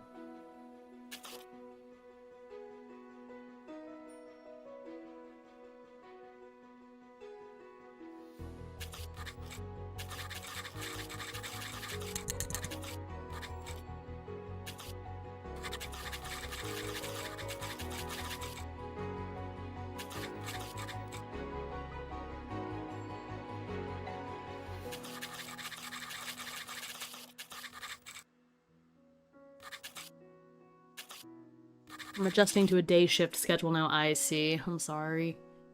It's tough getting used to a different shift than what you're used to. I remember the first time I had to start working like a night shift, that was a lot of work for me to adjust to it as well. And then now as a teacher, of course, I don't work a night shift, but like, so that was another change, going back the other way.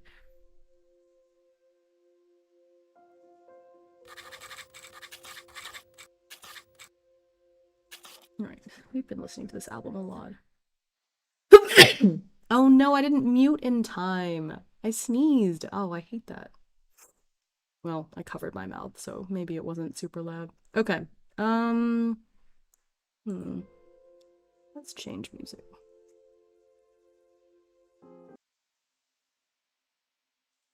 Thank you. I hate it. I hate that you all heard me sneeze. I try so hard not to let people hear it. Okay. I don't like my sneeze. It's an old man sneeze. I worked a night shift for years because it's my natural sleep cycle to be awake when it's quiet. Nah, yeah. That's what I'm used to as well, so understandable.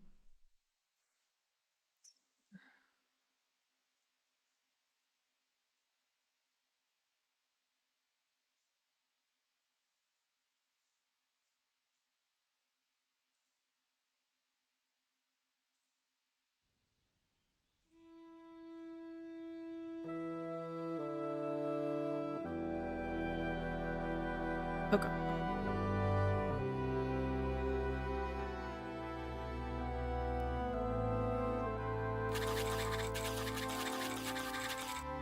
We can rule the night, yeah.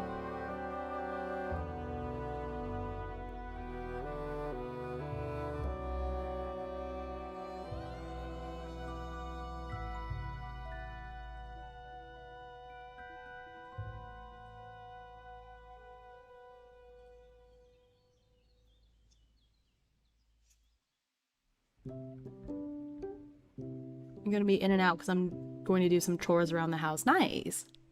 It's good to be productive.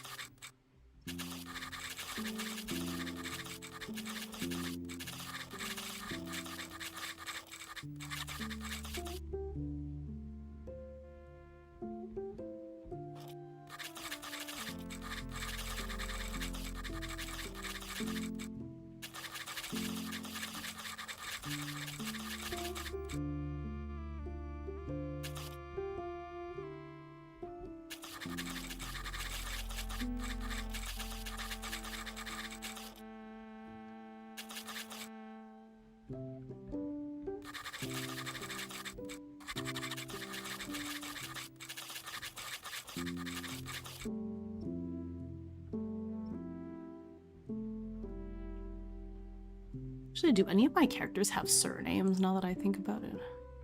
I don't know if I ever came up with surnames for them.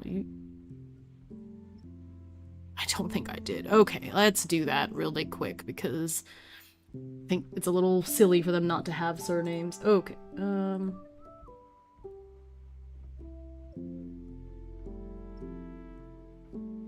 fantasy surnames.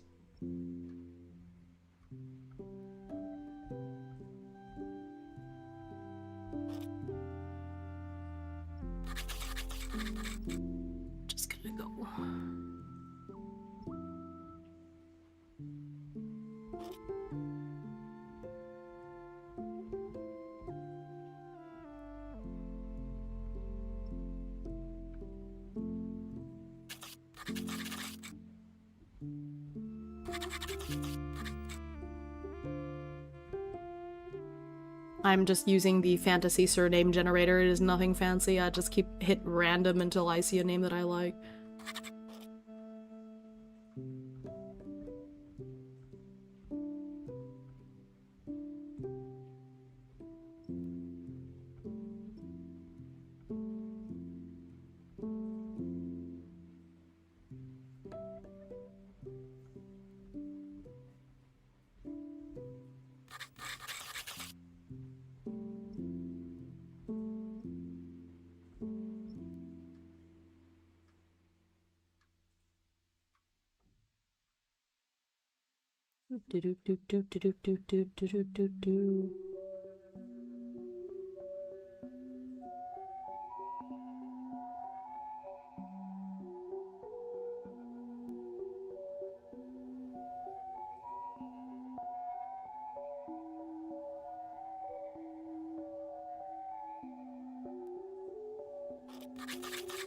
Done. Easy.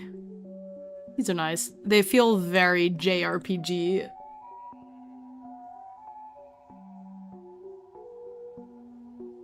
It's just like 2 words smashed together.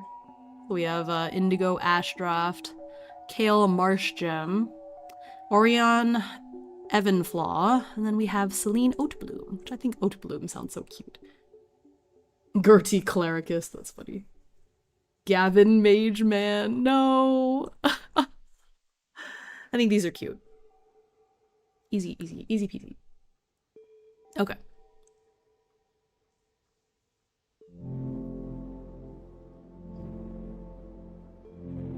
Okay.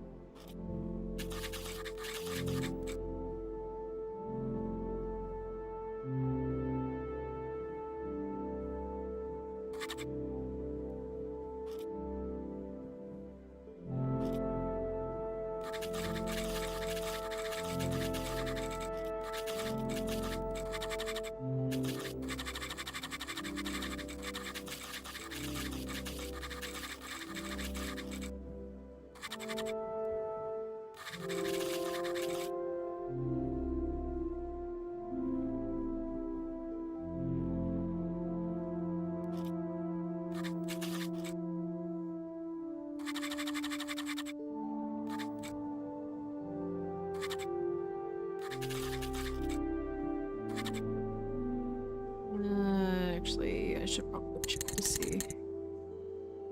Okay.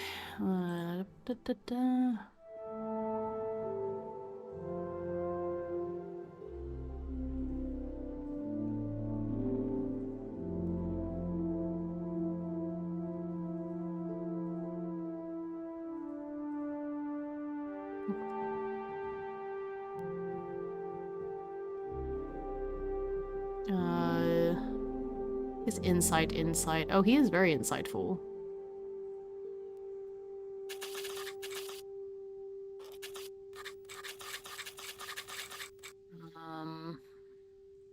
Let's see.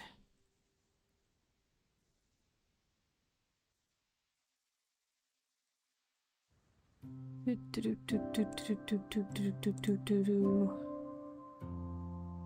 think it's just normal DL10.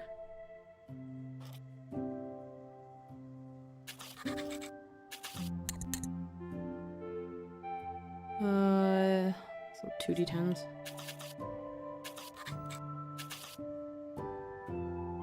Cool.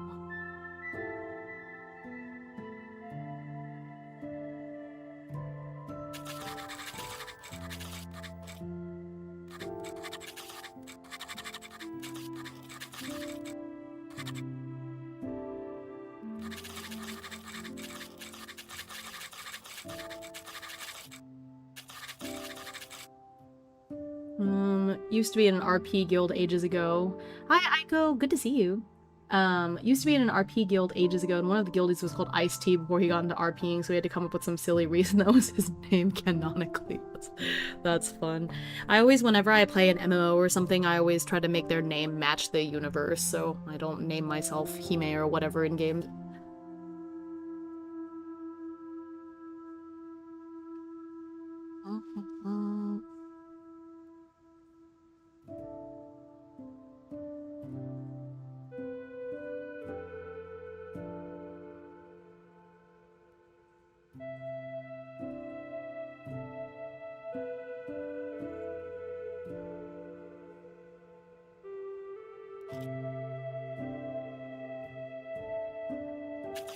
Okay,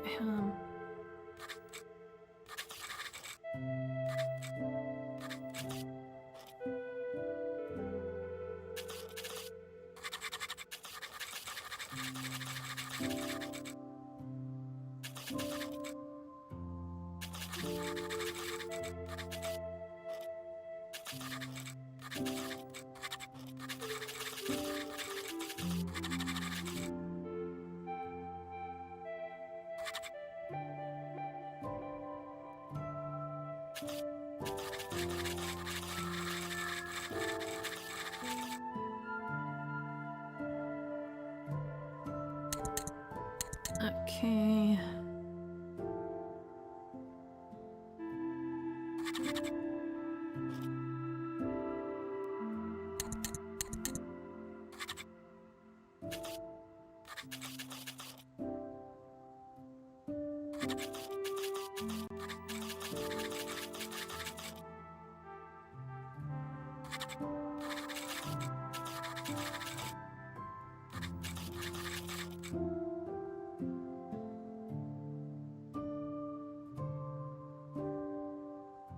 Nope, that's not the right place. Where's the NPC table? Ugh.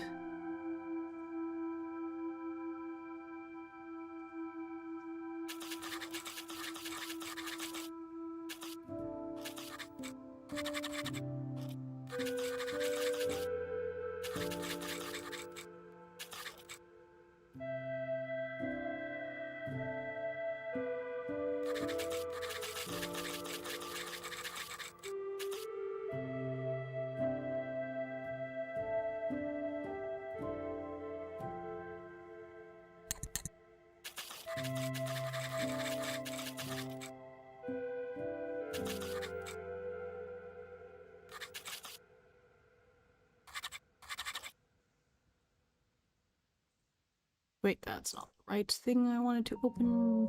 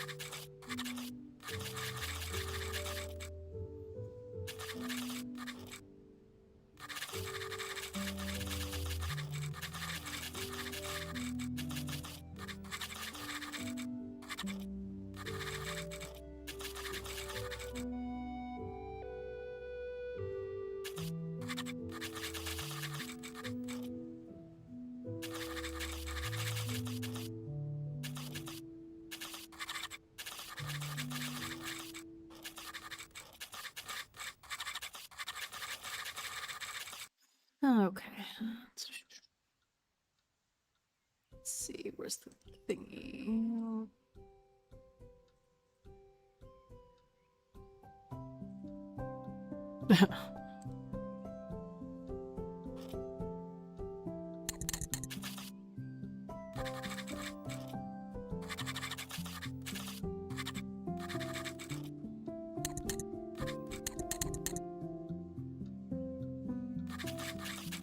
Did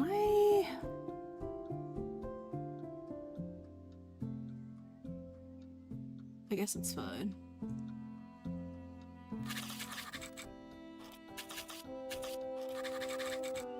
Do that, I guess. Okay.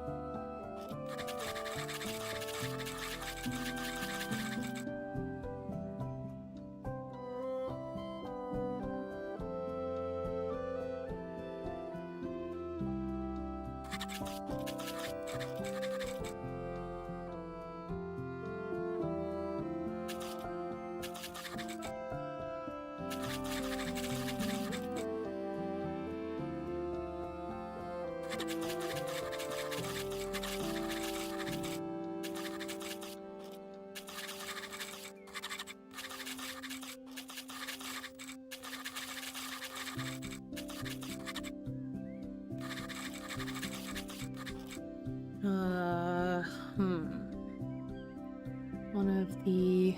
What is a higher up in a guild? Guild master? No, guild master, I guess.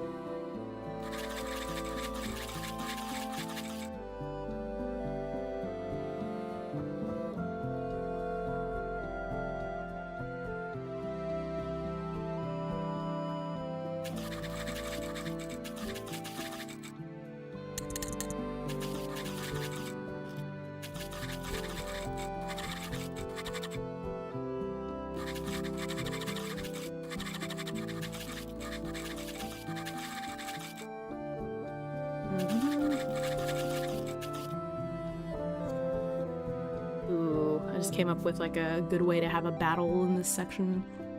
Yeah, that's fine.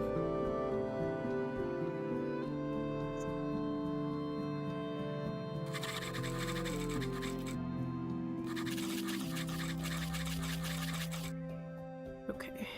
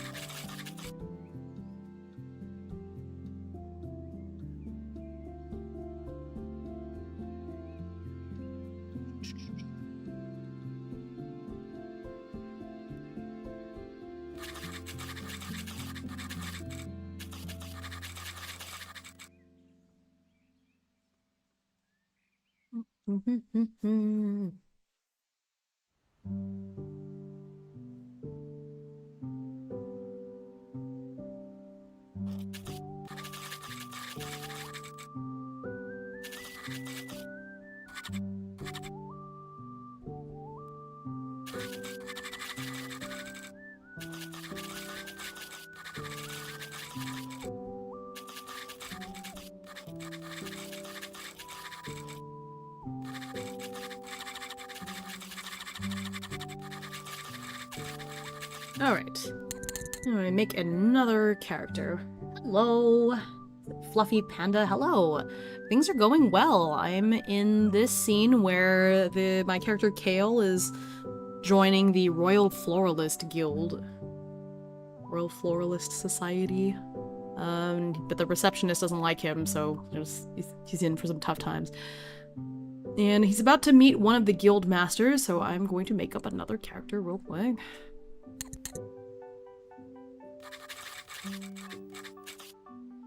My idea is that there's going to be more than one guild master. There should be 3.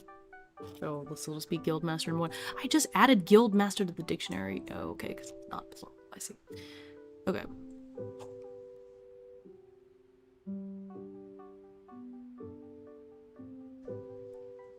Thank you. I muted before that sneeze. Let's see.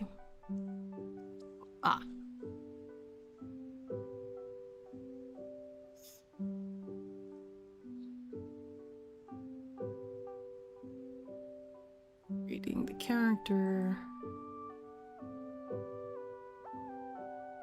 I guess I could use a triple O for this too, but I still like to use this core concept kind of thing. Okay, so I need the D20. Sorry, D6 and then D20. D6 and D20. So 2, 16, thief. Maybe she just gives off that impression.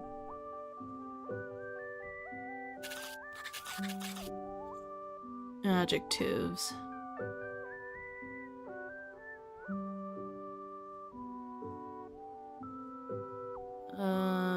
Respectable. Last. Interesting. Detail. From the past. Interesting. Okay, so now we'll use triple O. So her, focus, determination, method, magic, that makes sense. Dynamics, or no, I think this is, like, right in the moment. No, what is dynamics used for?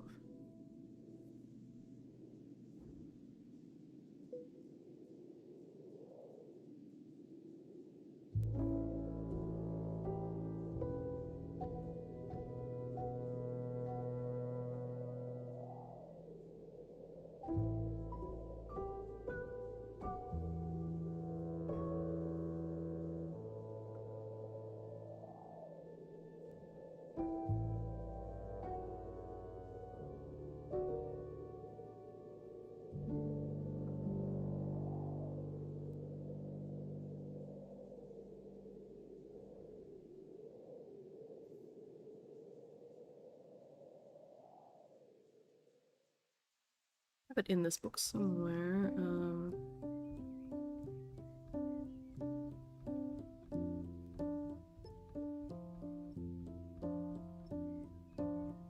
dynamics, describes how the character relates to another character. Okay, we're gonna ignore that one. Disposition is their general mood or attitude. Yeah,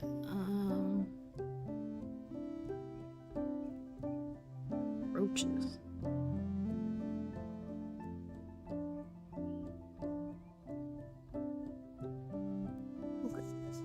Do the Floralists have a guild that also do a tulip?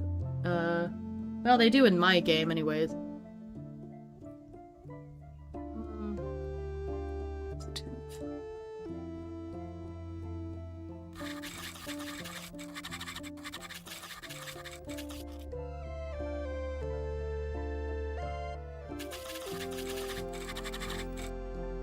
Covert live.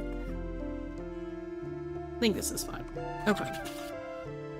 Names.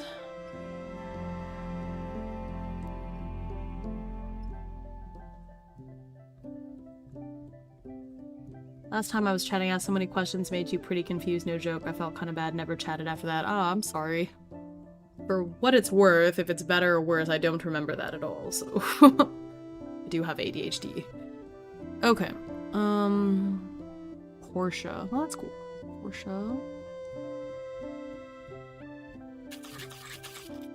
See, I'm an introvert. Sometimes when I talk a lot. See, makes sense. Portia.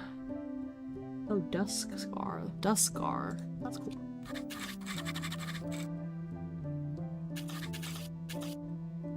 That's a cool name. Okay, so we'll put all of this together to make a person.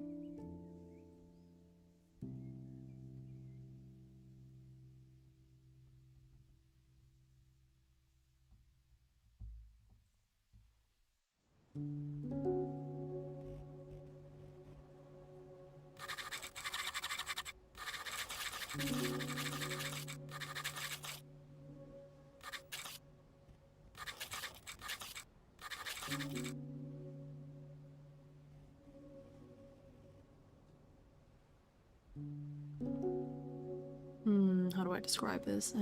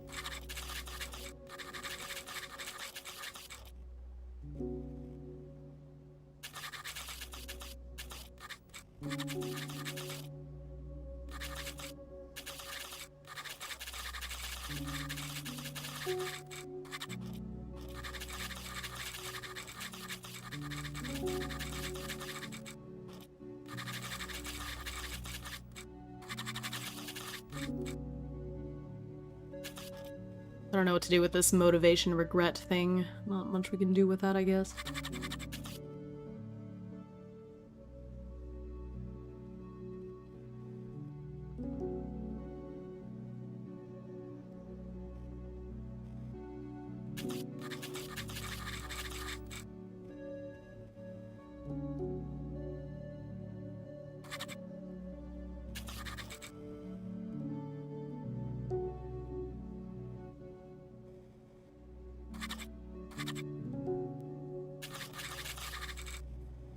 Okay.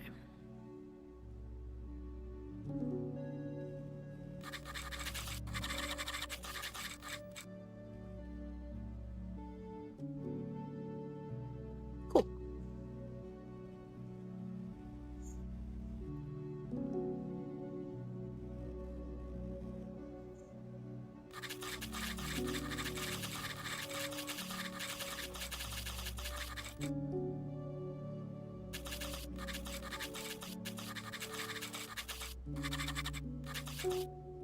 Marsh gem, right?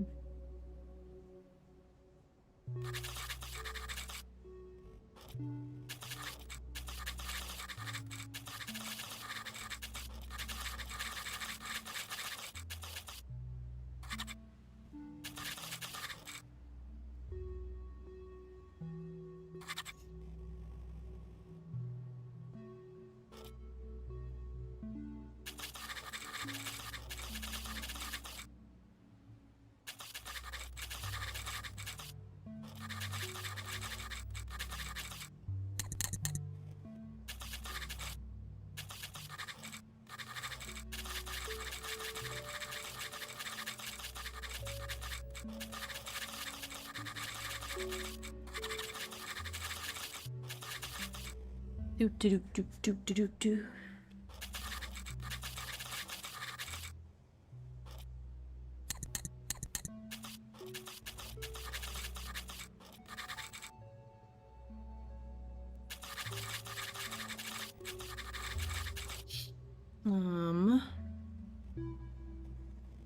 going to... Well, okay, let me finish this little conversation and then I'm going to read what I have so far because this is going to be long, and if I wait till the end to read it, the whole bunch is going to happen. And it's going to go on very long, so...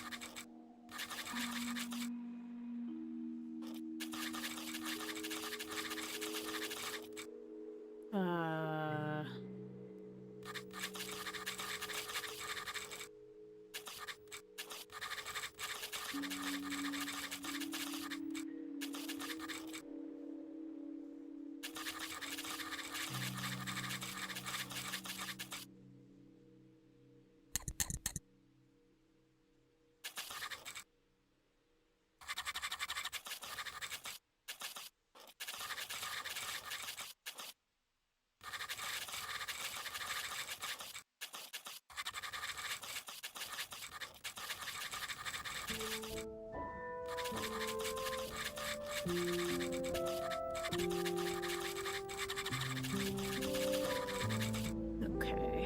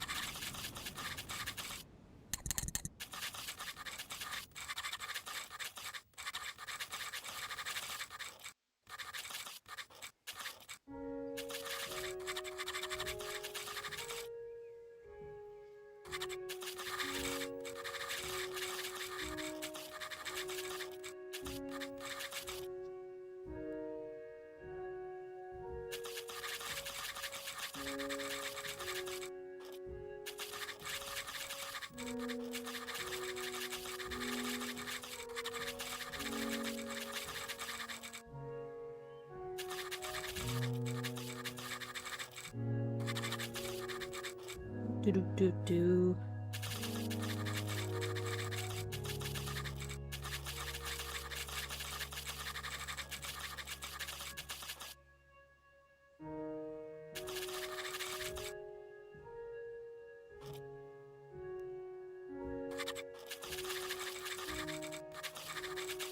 Hime, are you a writer? Writing is actually cool. No, I'm a VTuber.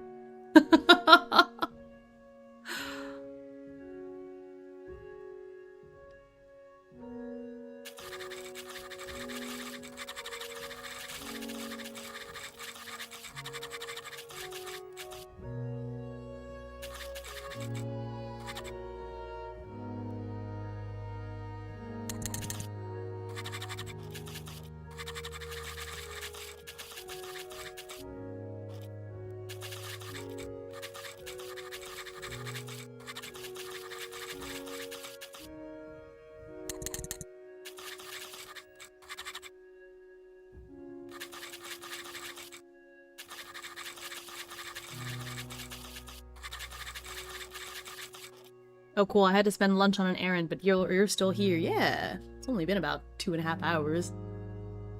I'm getting to the end of this little scene section, so I'm about to read it.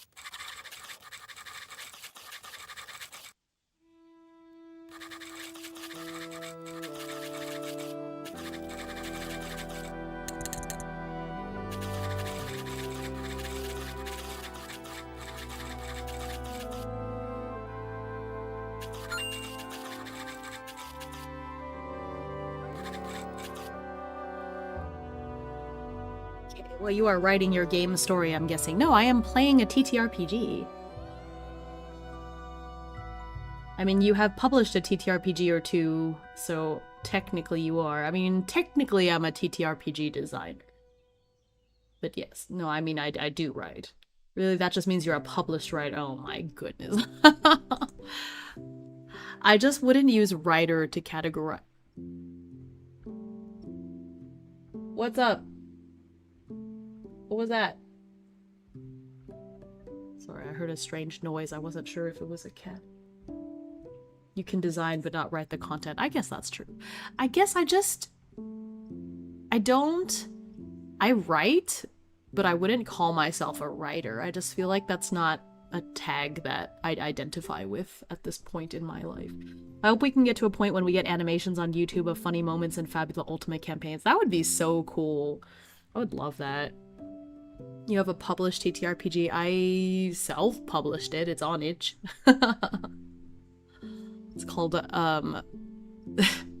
Locking Out the Apocalypse. Well, I'm working on Ballads of Dawn. It is technically out in early access.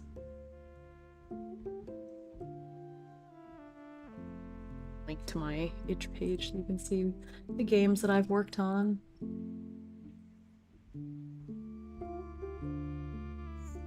Technically I am a published writer, yes. Technically, I have written things that are out and about on sale. In a previous life as well. I don't know. I guess I'm a writer. It's weird to think about.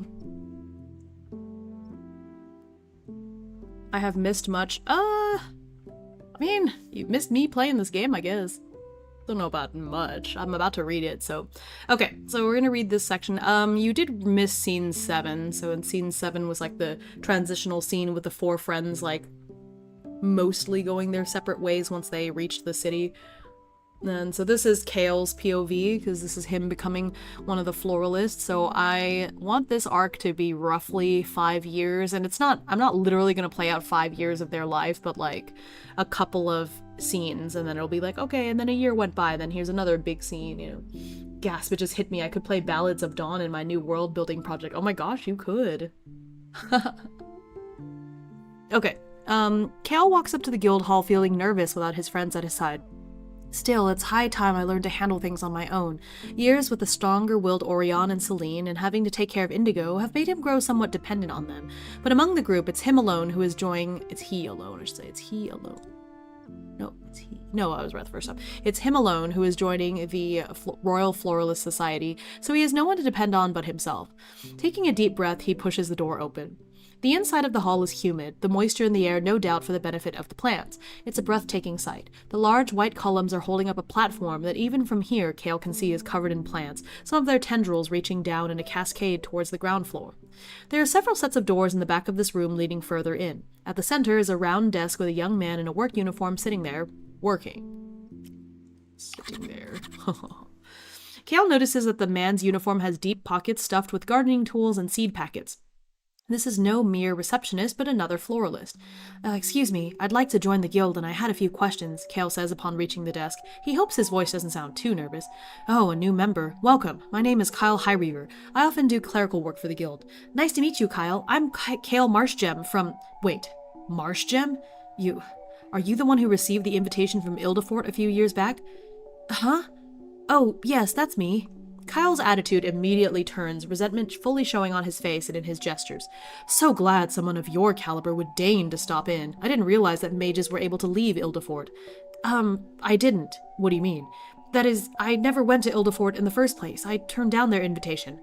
You actually turned down an offer from Ildefort? Why in hells would you do that? Well, once you're there, you can't really leave, right?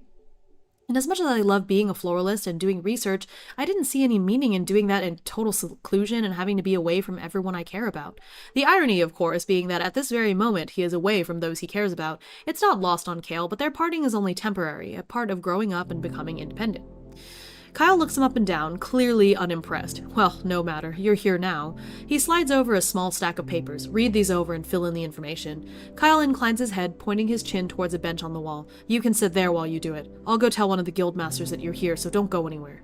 All right.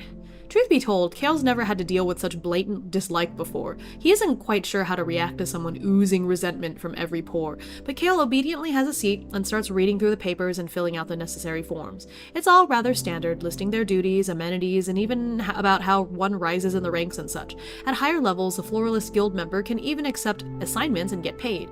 He finishes before long, but waits for a long while before Kyle and an older woman come out of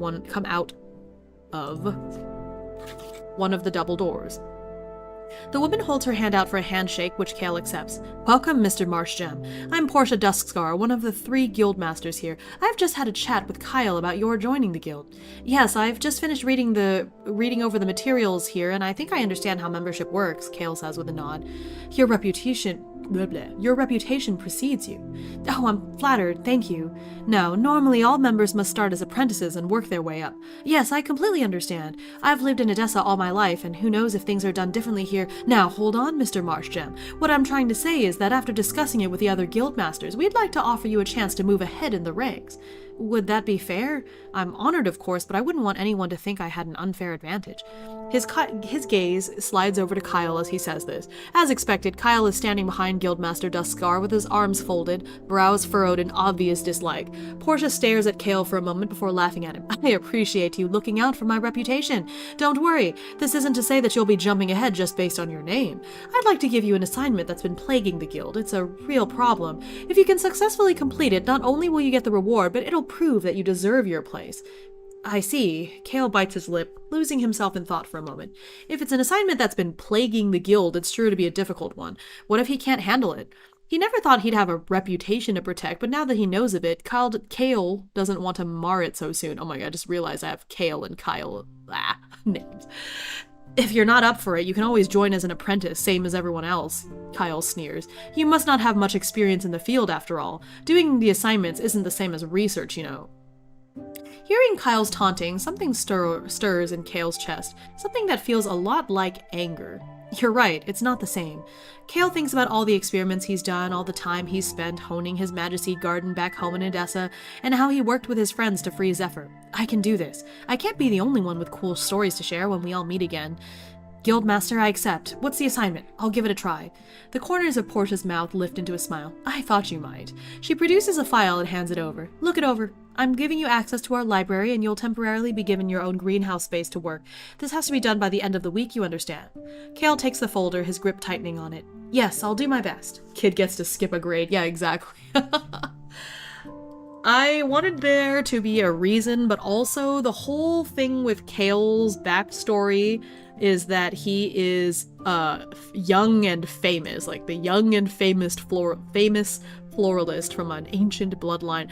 So I thought that it would make sense for him to like, not so much for them to fawn over him, to be like, oh my gosh, it's the great Kale, you know, but I think that he should have to do something, like an entrance exam of some sort, which Kale is, you know, easygoing enough that he would have been okay working as an apprentice and like working up the ranks slowly, but I feel like that would be a waste, and even the guild masters are like, well, that feels like it would be a waste. But on the other hand, it is true what Kyle said about like, well, research is not quite the same as doing assignments, and so they're like, well, we don't know much about this kid. Yeah, it is true that he caught the attention of the mages of Ildefort way back when, but who knows, that was way back when, and he's here now, so hello, hi Aoki.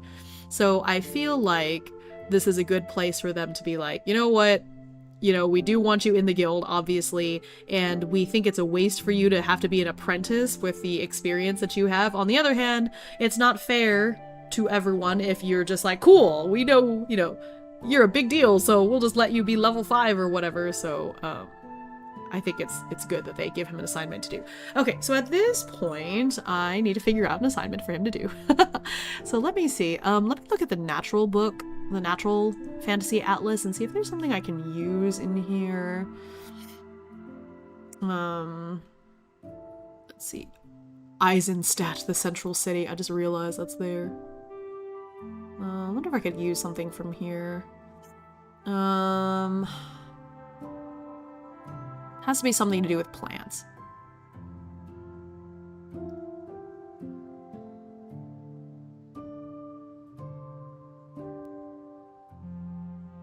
This book.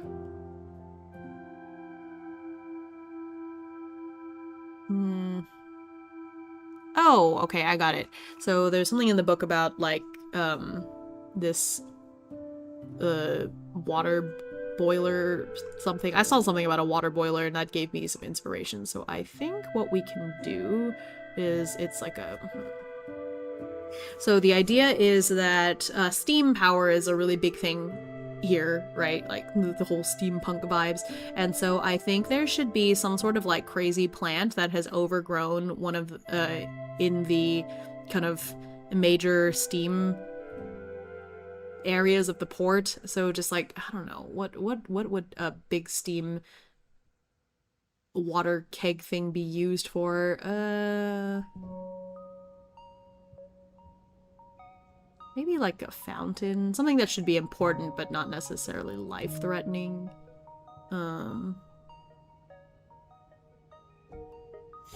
Maybe like the noble bathhouse or something. Okay, so let's see.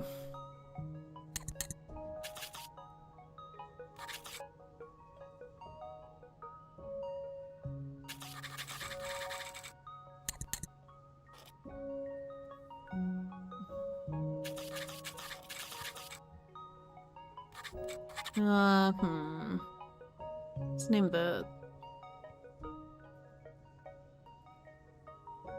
those Roman bathhouses called?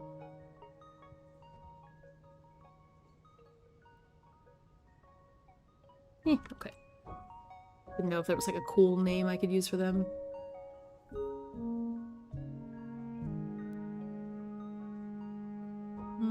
But that feels like it wouldn't be a big enough issue. I think it should have something to do with like steam power and the let's see.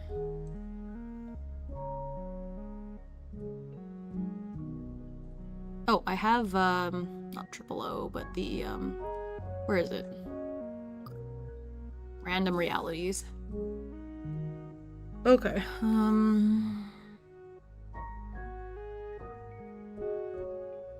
Quest.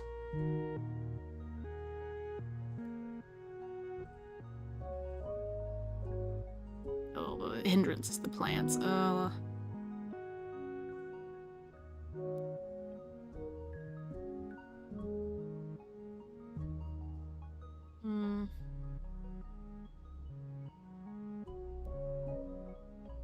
Okay, so there should be some sort of plant creature.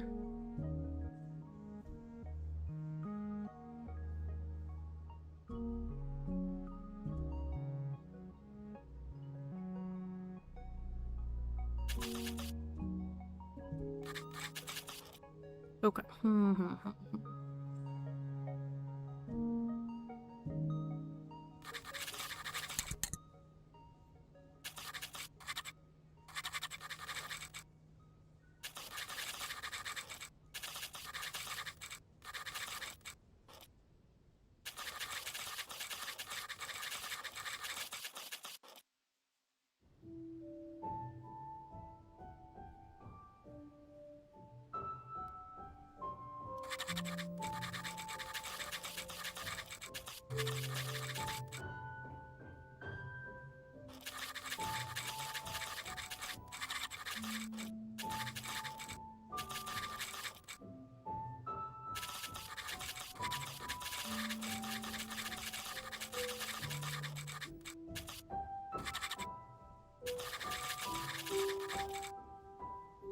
Okay.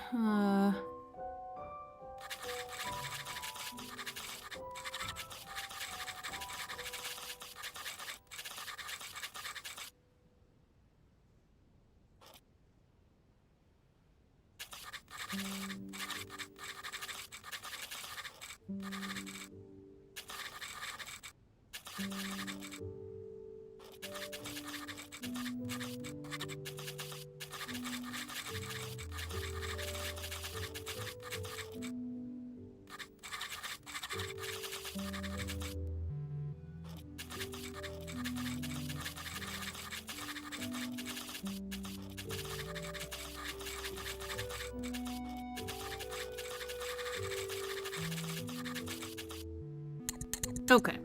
I'm calling it a strangler, like a strangling vine kind of a creature, but one of the biggest steam factories in the city has been taken over by some sort of plant creature feeding off of the steam coming from the factory machines. It's attacked workers, so they've had to shut down the factory, leading to huge backups in production. Regular adventurers and even knights have gone in, but attacking it normally or even with fire hasn't significantly hurt the creature or driven it away. What exactly is it, and how can it be removed from the factory? Yep. Okay. Let me see. Do I have that bestiary beta on my computer here? Do I have to download it?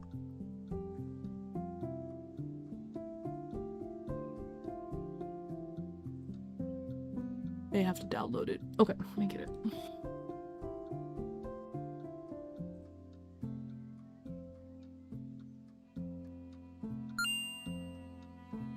Hi, Kanito.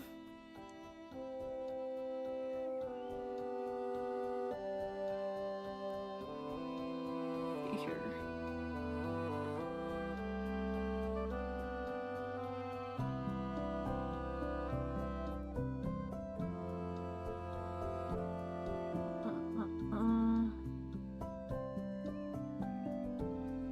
Yep, it's just on backer kit. Just you get it.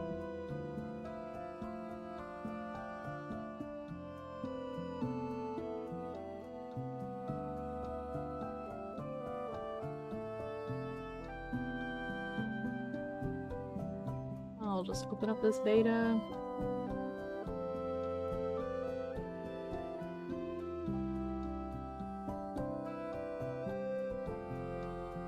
Alright, I'll just see if there's any creature in here that I think will fit. I'm currently on a plane, but we haven't taken off yet, so decided to check in. Oh, well, it's good to see you.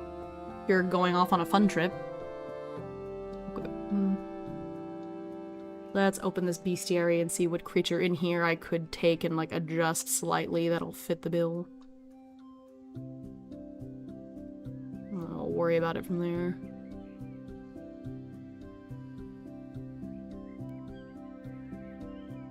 No, there's a lot of things.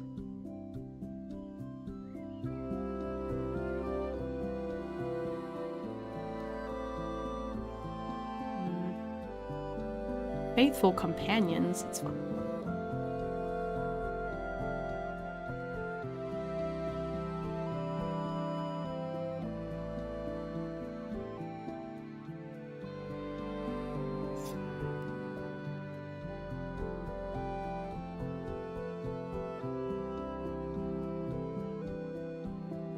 Let's see.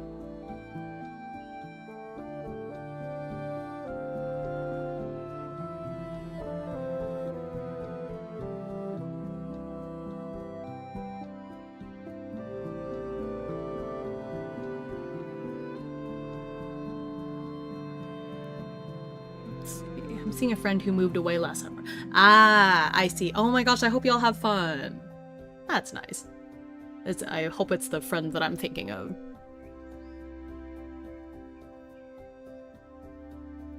Assuming.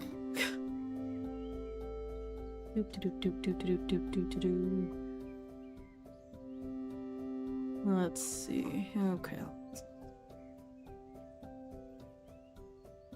Hope y'all have a fun time. That's great. Okay, quick assembly. Oh, I could just make one. That's kind of fun. Yes, it is. That's funny. I love that. It's important to be able to, like, keep in touch with your friends even if they move far away. Which I know technology makes it a lot easier, but still, it's different being able to actually spend time with them.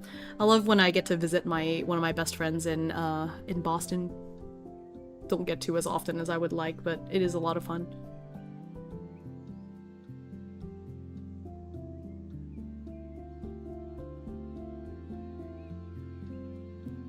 Okay.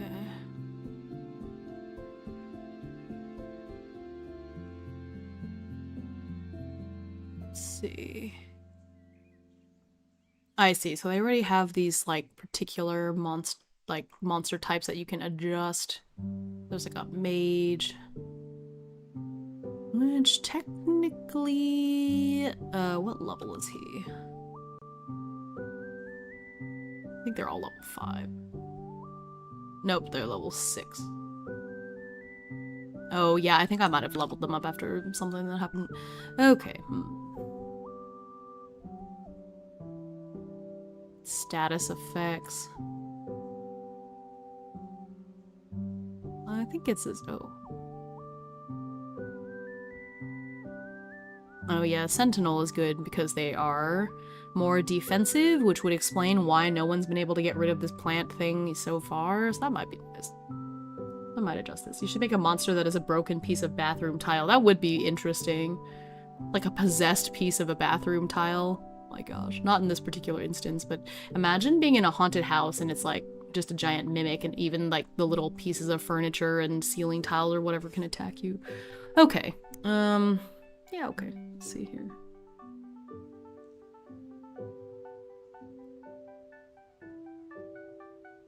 Okay. Let's see.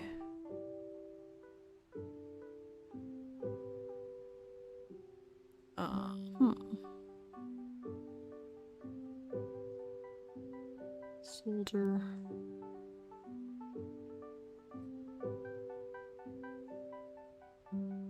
Let's see, assuring salsa.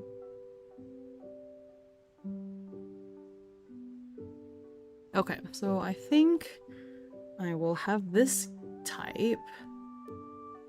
Just make the stat block. Okay.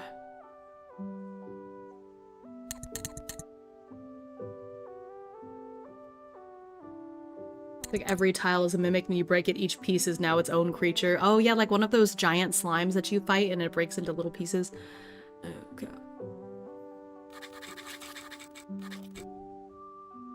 Okay.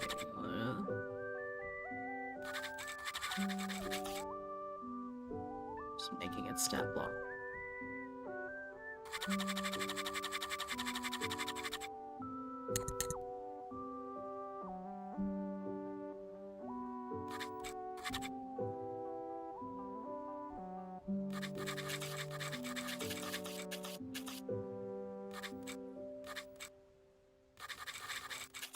I mean, I think it should still be level 5 since we're only level 6. If I do level 10, it might be a little...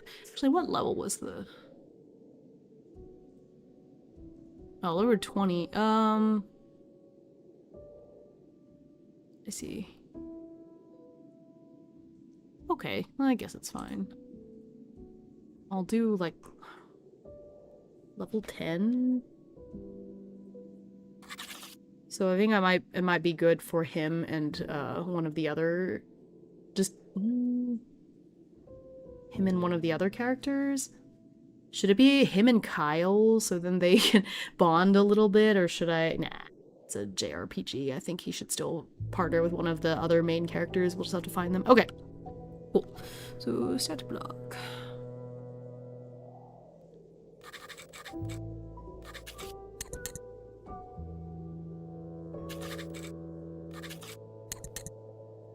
Who's Kyle? Kyle is the receptionist of the guild that does not like this character. So I was like, maybe they should get together and fight this thing in bond, but I don't think that's gonna happen. I'm doing a D8.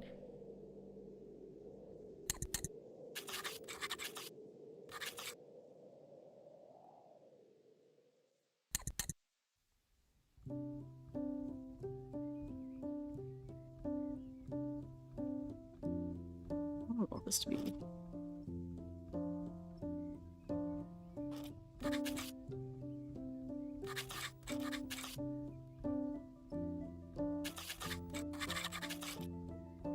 Oh, that's probably better.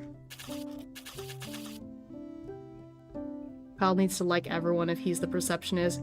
He mostly likes everyone, but he has an issue with this character in particular for reasons we don't know currently.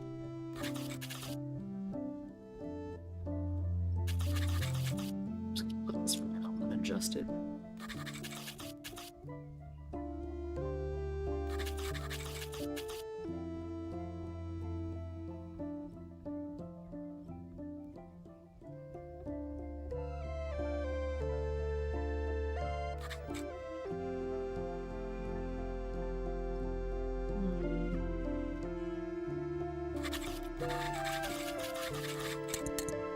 I'm gonna randomize the vulnerabilities when we fight, so that's fine. Basic attacks.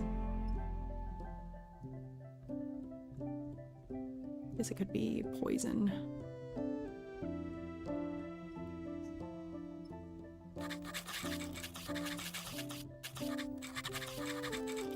Let's see.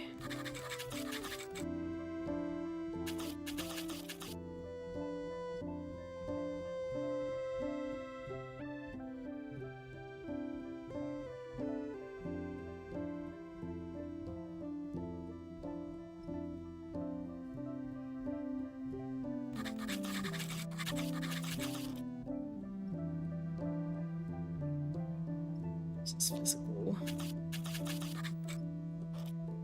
It's gonna be also dex in mind. HR plus 10.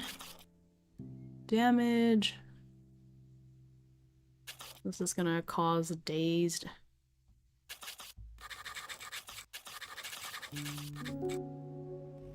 Okay.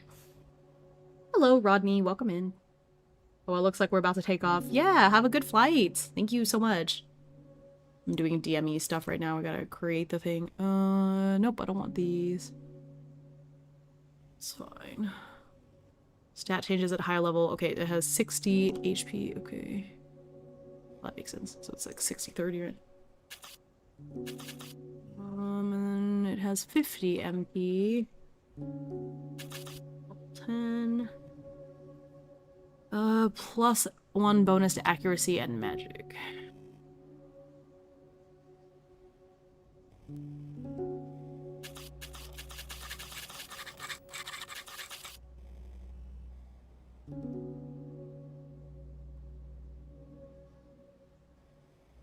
Resistance to 2 damage types. It should be resistant to fire, which we already know because they were talking about.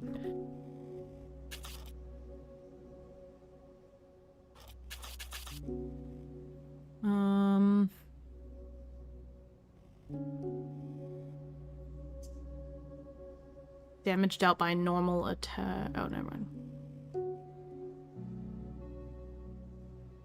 Enemies hit by a strong attack if that enemy is suffering. Oh, that means. Oh, it learns one spell of your choice from Breath, Lick Wounds, Shell, and War Cry. What does Breath do? That's on page 310.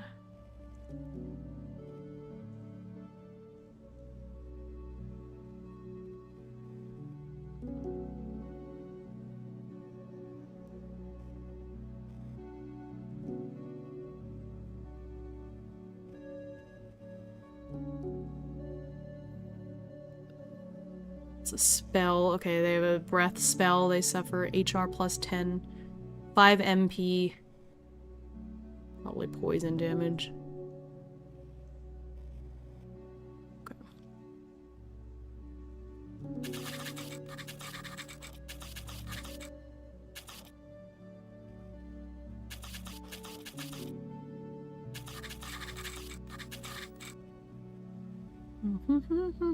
Hi, are you making a TTRPG? No, I am playing Fabula Ultima. But I am creating the monster that my character has to fight here in a little bit. But hello, welcome in. Their bestiary has this, like, shortcut to making characters, so you can choose, like, the monster, or not monster, but the enemy type, and then kind of build from there, so that's what I decided to go with. So I'm making a sentinel type, that way it's a little bit more defensive. Okay, so it's got increases maximum MP by 10. It has 60? Why not just say that from the beginning? It's already a sentinel. It says increase maximum mind points by 10. So should that be 10 more than what it already has in the... Maybe it's already been increased. That seems like a lot. That's fine. The heck. Oh, what is that? Is this for D&D? Sorry, I rarely play TTRPG. Fabula Ultima is a different type of TTRPG than D&D. D&D is like is a specific game. Fabula Ultima is a different game. So I don't know, I guess it's a little similar to D&D in that they're both TTRPGs, but they're completely different games. Fabula Ultima is more like JRPG themed, so if you've ever played like Final Fantasy or games like that, it's a TTRPG that is like that. Okay, so it has the threaten. Enemies must include this NPC among the oh no, that's fine.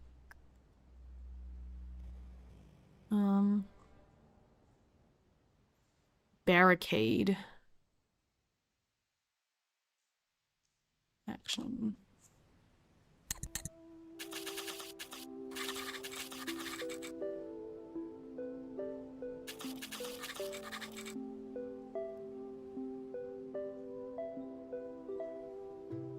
Oh, actually, maybe it's not resistant to fire, it just used barricade. Since it has barricade, that actually makes sense. Okay, sorry. Yeah, there's no need to apologize. I'm just answering your question. Trying to answer it in like a way that makes sense, I guess. Obviously, if you don't play, if you rarely play TTRPGs, you wouldn't necessarily know about Fabula Ultima. Okay, this barricade.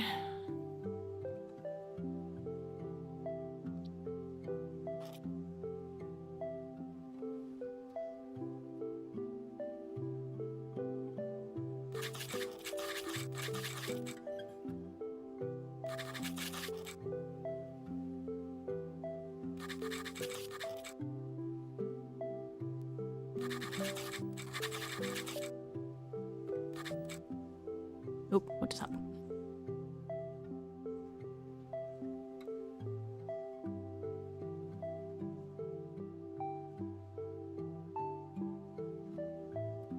Why does it do that?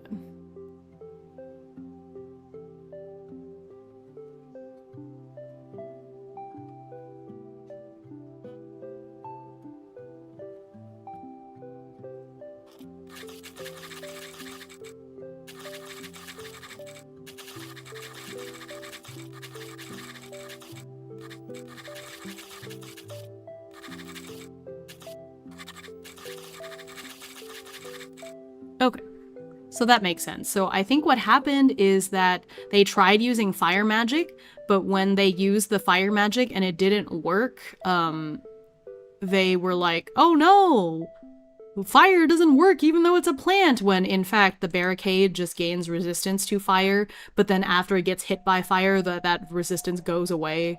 So they could have used fire after that, they just didn't realize, which is very funny. Okay, which I think is cool, because that can potentially give something for Kale to research, maybe? That's neat.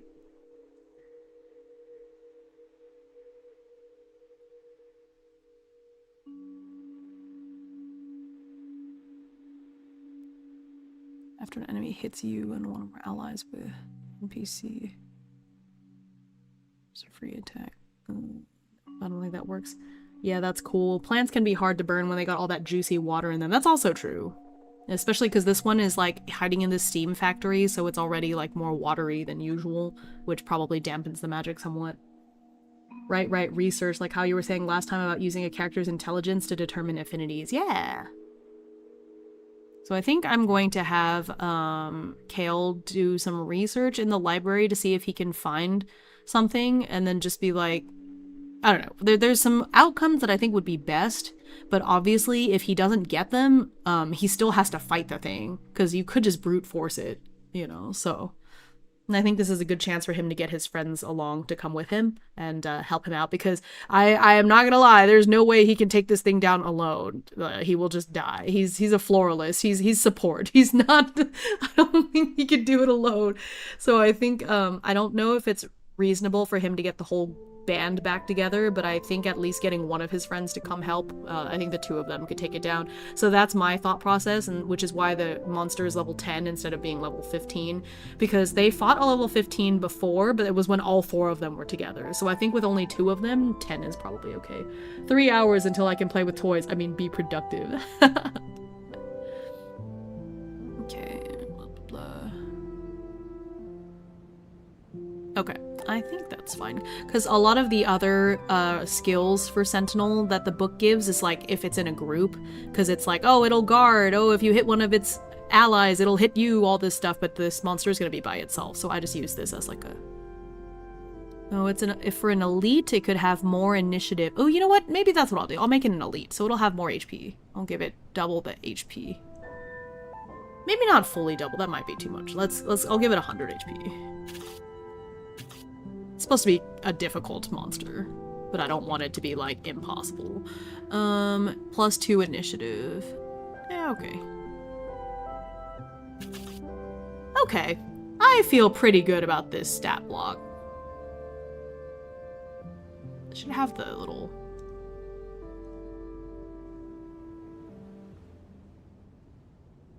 This is the strangle. The grip and this strangle is its strong attack, and then its regular attack is like poison dart or something, like poison barb. So it's poison damage, The Dex and Might roll. High roll 5 for damage. Boss's days when hit, which makes sense because you're getting strangled. Okay. Okay, I feel like...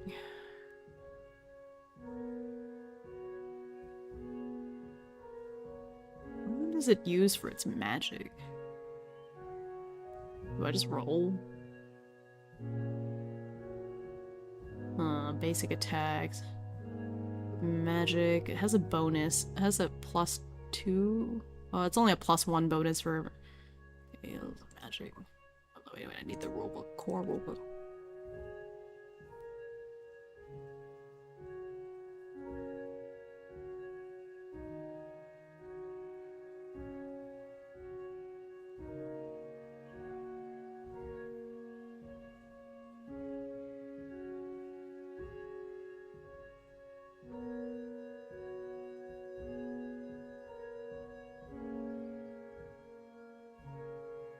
Combat, or its conflict. The actions.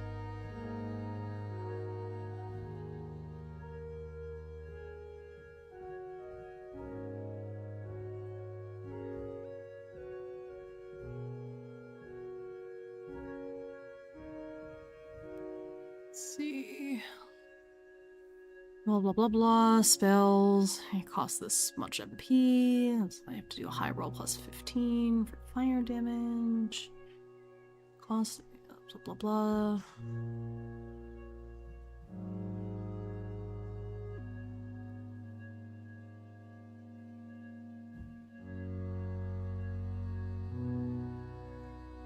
Okay.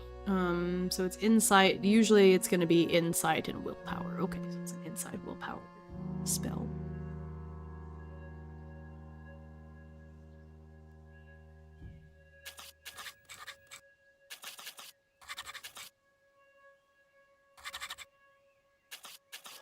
Okay.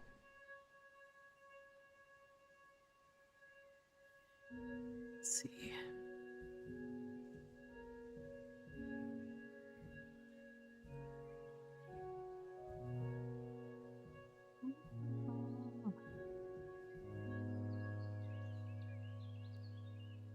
Okay. Cool. Nice. Okay, so this is basically the monster's stat block. I feel like... So it said magic is usually insight and willpower.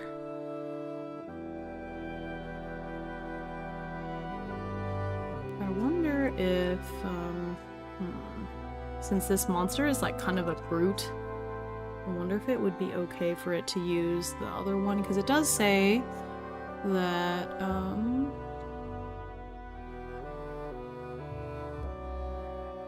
you can use might. Yeah, because you could choose might and willpower. Yeah. Let's do that for this one.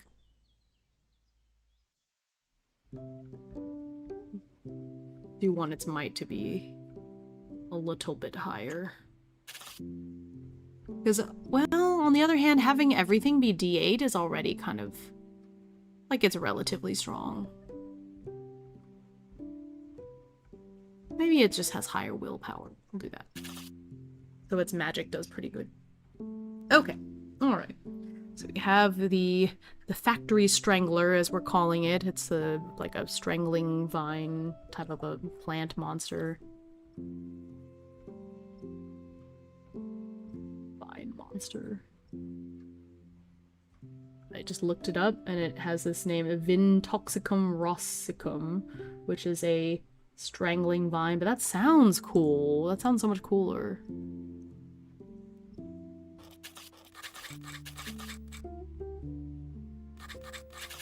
I'm just gonna take that. The Vince Toxica.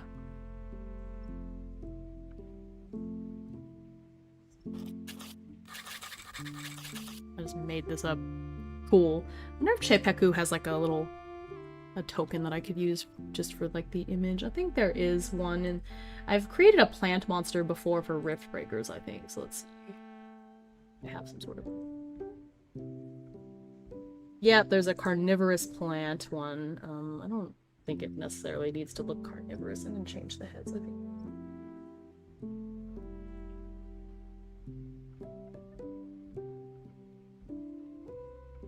Okay, this is not really what I had in mind.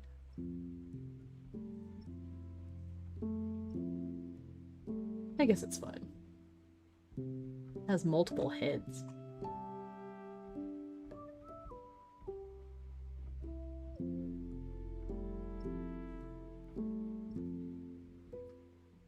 Okay, that's fine.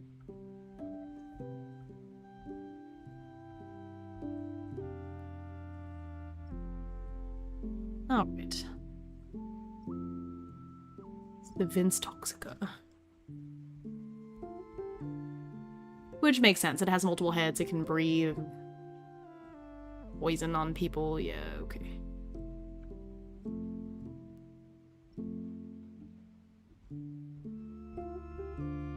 Hehe. Alright, so I just threw that together. Thank you, Chepaku. Alright.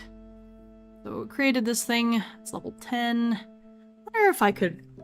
I guess I kind of made it a little bit more like a level 15 because I said level 10, but then I like adjusted some things. So since it's stronger and I gave it more HP, maybe I could say it's level 15. I guess that's pretty arbitrary anyways. Okay. Cool. Okay, so that's it. I know about it, but the character doesn't know about it. So the first thing he's gonna do is some research.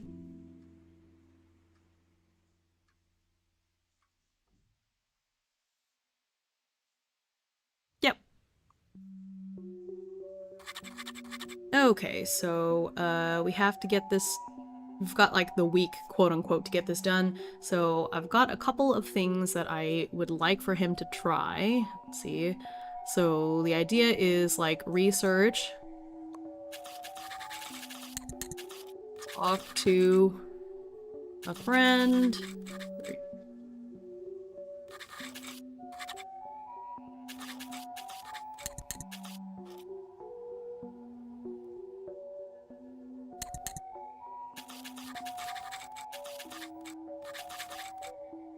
So research, reconnaissance, so he can go and like observe. Or maybe he'll observe it first and then go do research. I feel like that makes sense. Then he'll go get the friend's age and then the showdown. Well, then that'll be it. So that'll be the rest of this scene. So he's gonna do this, do those, and then that will conclude his chapter of like becoming a floralist, like a proper guild member. Okay.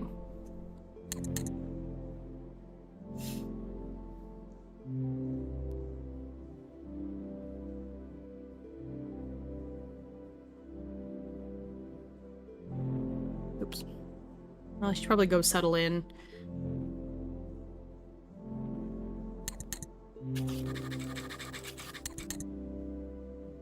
Okay, so we'll do that first.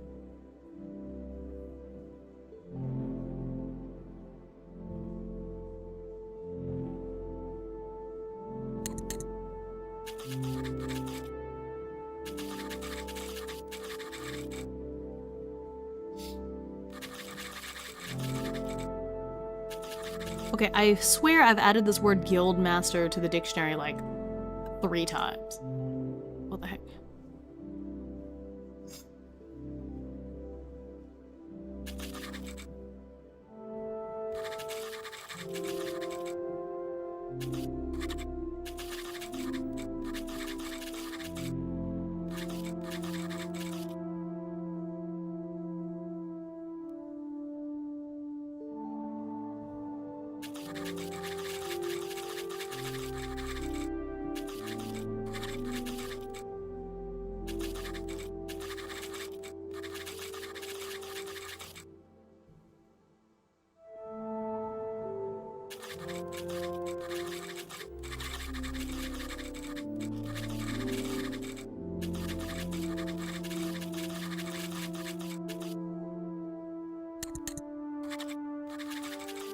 Oh, easy! Thanks for your feather contribution towards Hatful Boyfriend.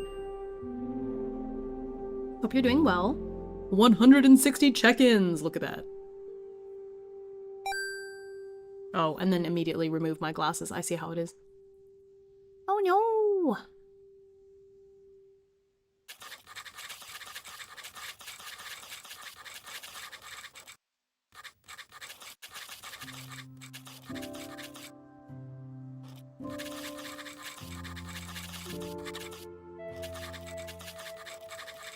Thanks for the head pass. Give me your glasses, nerd. Oh my gosh. Ow.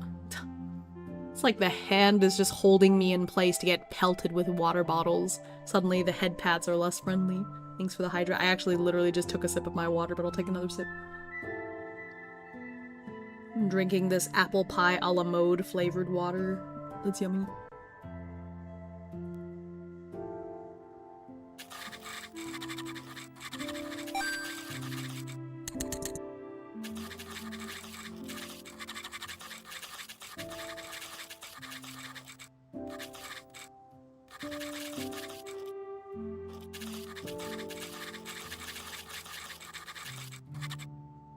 Oh, actually, you know what? I'm gonna do a check to see if he can. Let's see. I guess insight, willpower. Those both D10s. So I guess it doesn't matter. It looks like they're both D10s. Yup.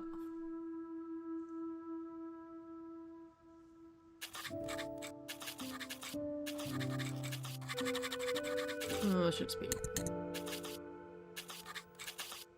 Oh shoot. Oh, we failed.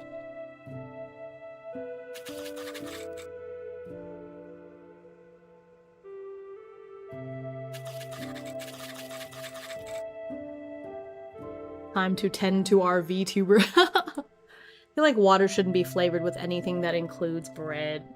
I don't know. It tastes pretty good to me. Say you just don't like my Flavor Town water. You didn't like my root beer float flavored one either. Although this is just making me want to eat ice cream, not gonna lie.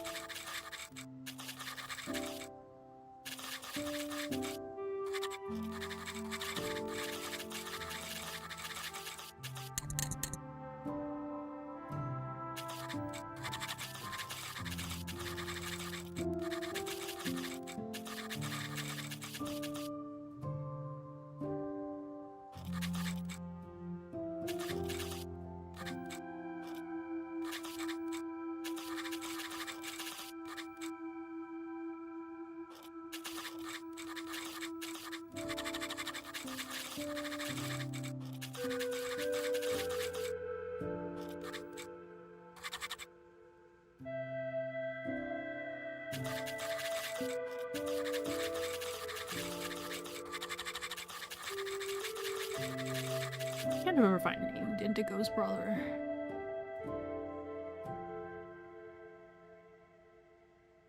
Irvine, yeah.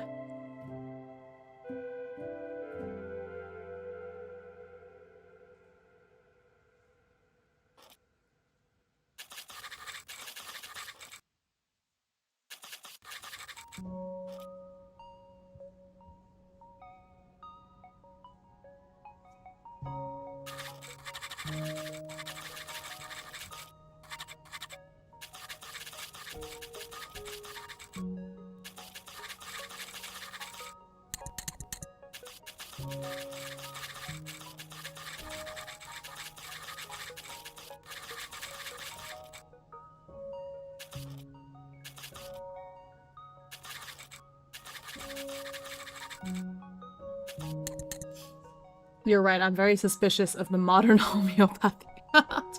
Cheeky is making rice and beans and it smells amazing. Hime mentions desserts. I am suffering. I'm so sorry. If it makes you feel better. I was gonna say if it makes you feel better, I don't have any desserts, but I could go downstairs right this second and get some ice cream. In fact, I am doing that right now. BRB.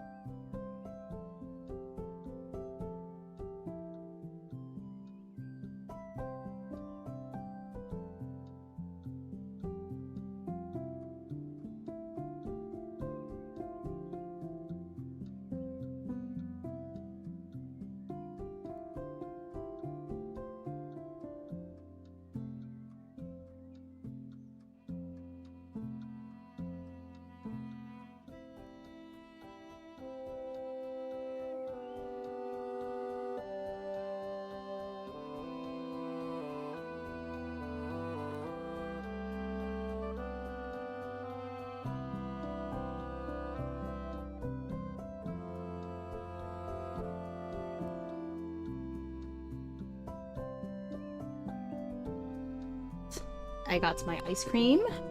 There's very little of it left, so I can't even be bad about my diet because the husband ate the majority of it, so there's probably like maybe 4 bites of ice cream left in here. Man, this dude.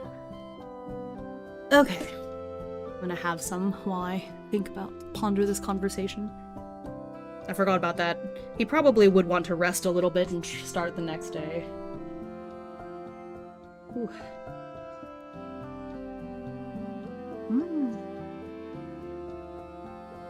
Husband is just protecting you.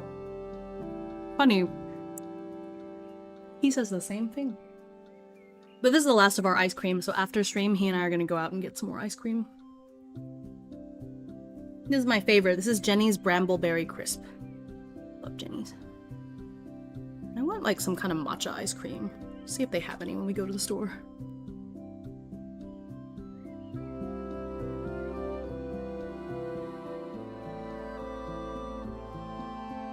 You may remembering they have legs in real time.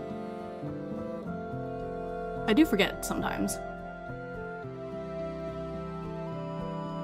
Okay, he is not picky. He will just eat the ice cream. So one time, I bought this Earl Grey flavored ice cream, and he ate some, and was like, it's just okay.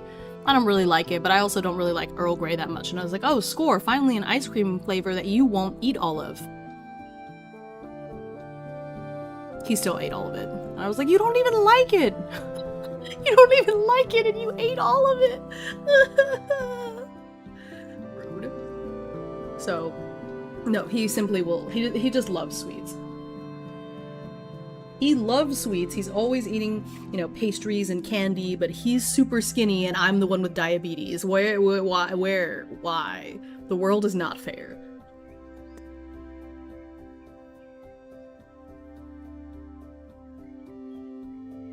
That is literally my boyfriend, but I cannot keep anything chocolate in the house. By the time I have one bowl of ice cream, the whole tub's gone, right?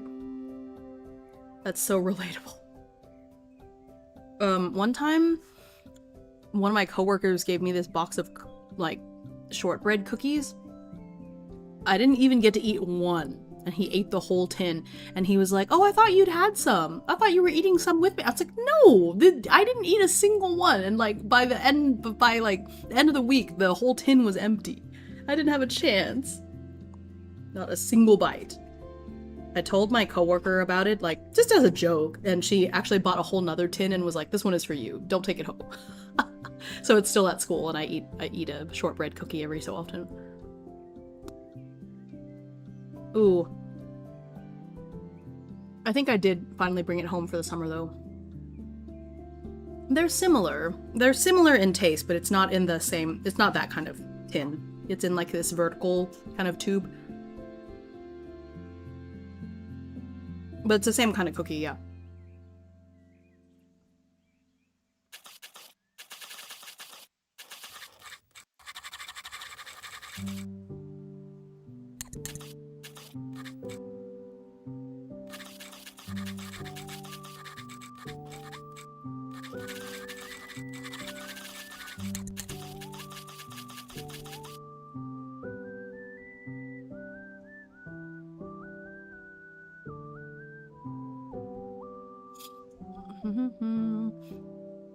I make an effort to hold back and be fair, but she'll eat the snacks slower than I.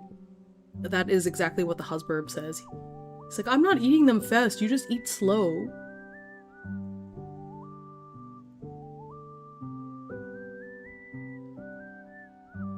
So our ice cream, number one, because we have like a small house. Number two, because, you know, I have diabetes. We'll buy the pint sizes, and normally it'll take us about a month. No, like, okay, if it was me alone, it would take me about 2 months to go through this pint of ice cream, because I would just eat like a bite, you know, a bite or two here or there. But he, you know, these pints will usually last us like a week or two with him.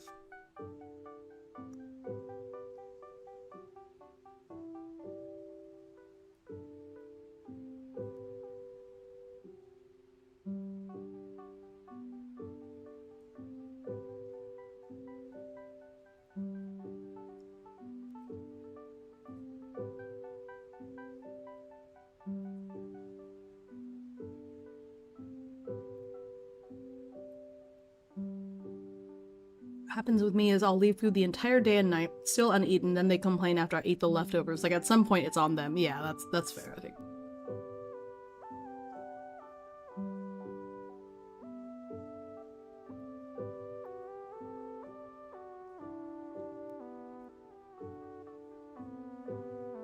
Ice cream tastes good when you don't have it too often.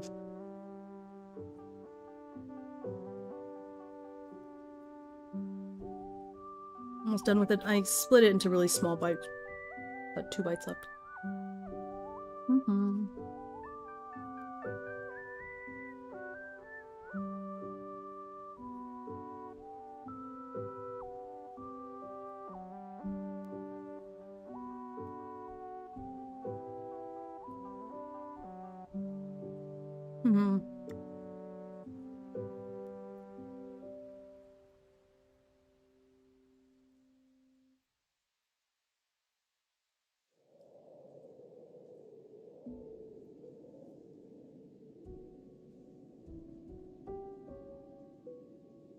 How long was the...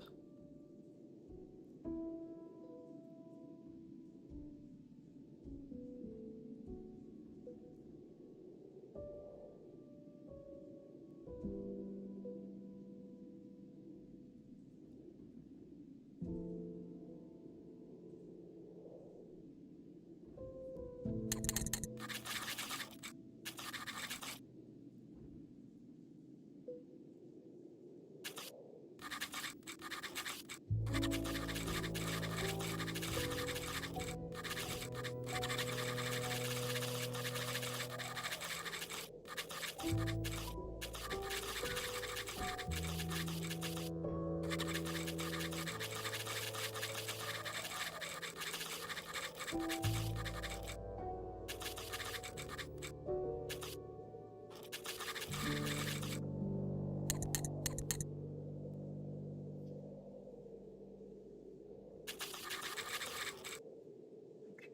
see, that's switching music.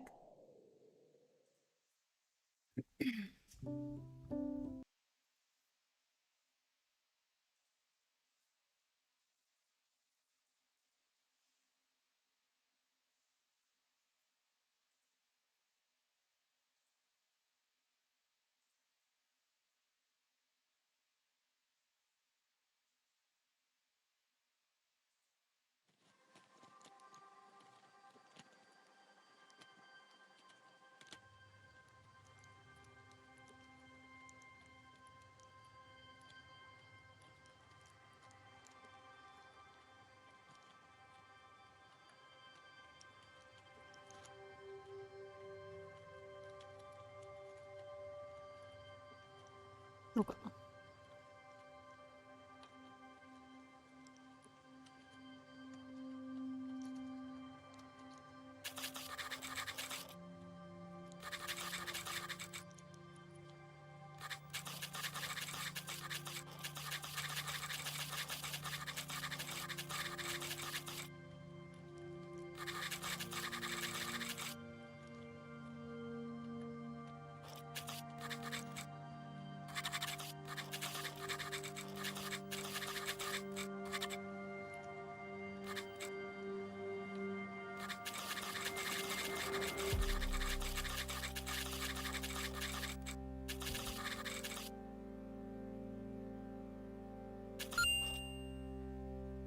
Novo, good to see you. Long time no see, I feel like.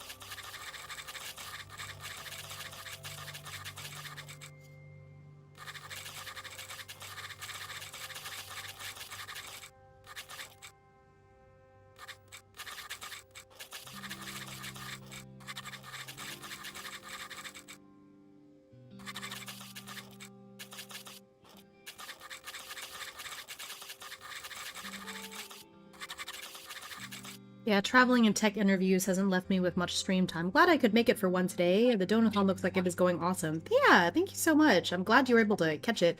Yeah, the Donathon is going really well. I finally dipped below 90 hours thanks to this stream being a bit longer, so it's good. It's going very well. This is day, what, 46, I think? So getting close to 50 days of this Donathon.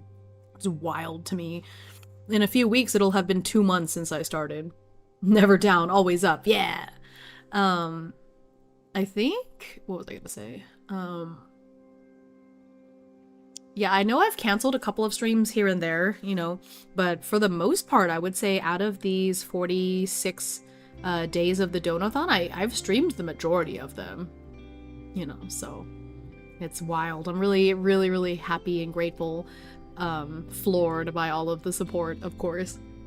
It's just wild that I've been in 80-hour jail, 90-hour jail all this time. I wonder what would happen. Okay, actually, I should not speak that into the universe. Something is gonna happen. Somebody will do it, so I'm not gonna say anything. Never mind. Anyways, so, okay.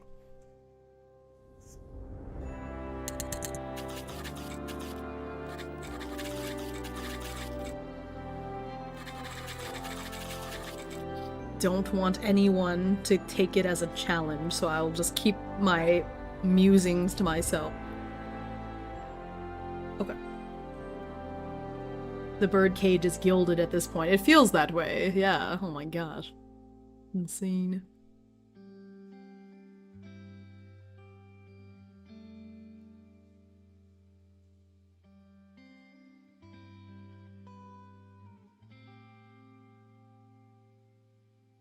Or if there's like...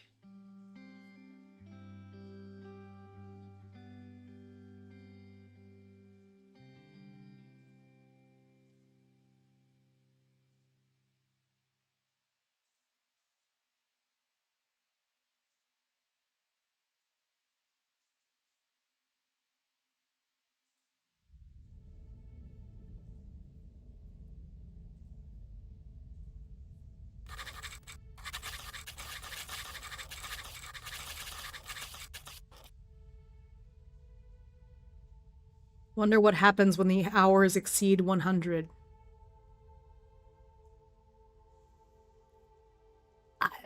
That's what I was trying not to say. That's what I was trying not to speak into the universe. I just had this idle thought. I was like, would it spill out of the, like, would it break the widget? Would it spill out of the frame? I was trying not to speak that into the universe, but then Mr. Schaff spoke it into the universe. It's okay. It's okay. It's okay. Shh. Thank you for the stretch. I was kind of stretching while I went to get the ice cream, but I'll stretch again. My shoulders always need it, and I've been doing a lot of cross-stitch, so my forearms are a little sore.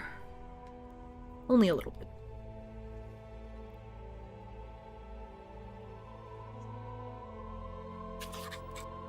Thanks for the head pats.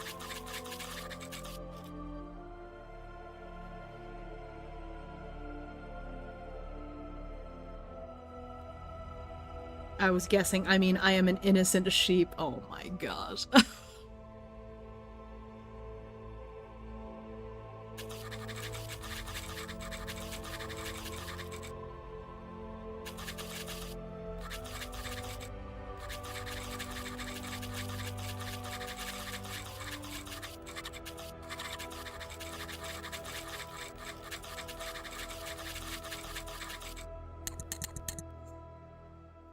Okay.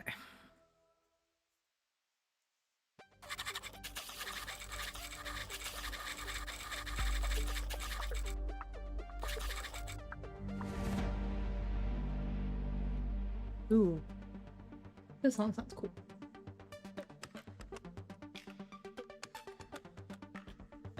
I decided to look up, you know, JRPG kind of music on Epidemic Sound and... oh, I just realized some of these have vocals. No vocals. No vocals.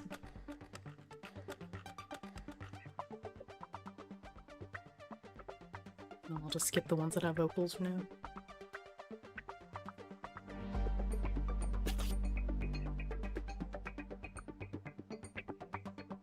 Okay. I'll read this part and then we'll move on to the next section.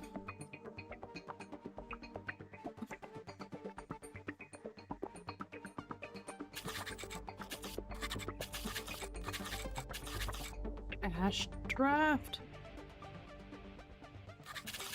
Okay. After bidding farewell to the Guildmaster and Kyle, Kale decides to find where Indigo's brother lives. Indigo's family had already sent word that Kale would be staying with them, but he still feels a little nervous about imposing on his friend's family. Once I become an established floralist, I'll be able to get a place of my own. This is only temporary, and I'll do my best not to bother them. Then I rolled real bad. He follows the directions on the paper that Indigo gave him, but with this being his first time in Eichberg, or even in a place bigger than Breezeburg, Kale has a hard time finding his way around. The sun has set by the time he makes it to the address, and only with the help of several kindly passers-by. After knocking on the door, he's welcomed in by a man in his mid to late 30s who is clearly Indigo's brother. The resemblance is uncanny. Hello, is this the home of Irvine Ashdraft? I'm Kale, Indigo's friend. Yes, of course. We've been expecting you. I thought you'd be here in the afternoon. I got lost. Ooh, Indigo warned me that might happen. Hi, Cassie! Between them coming to a decision and leaving on the airship, there had just been a night. In that short time, how were Indigo and his family able to communicate so much to Irvine? Kale wonders.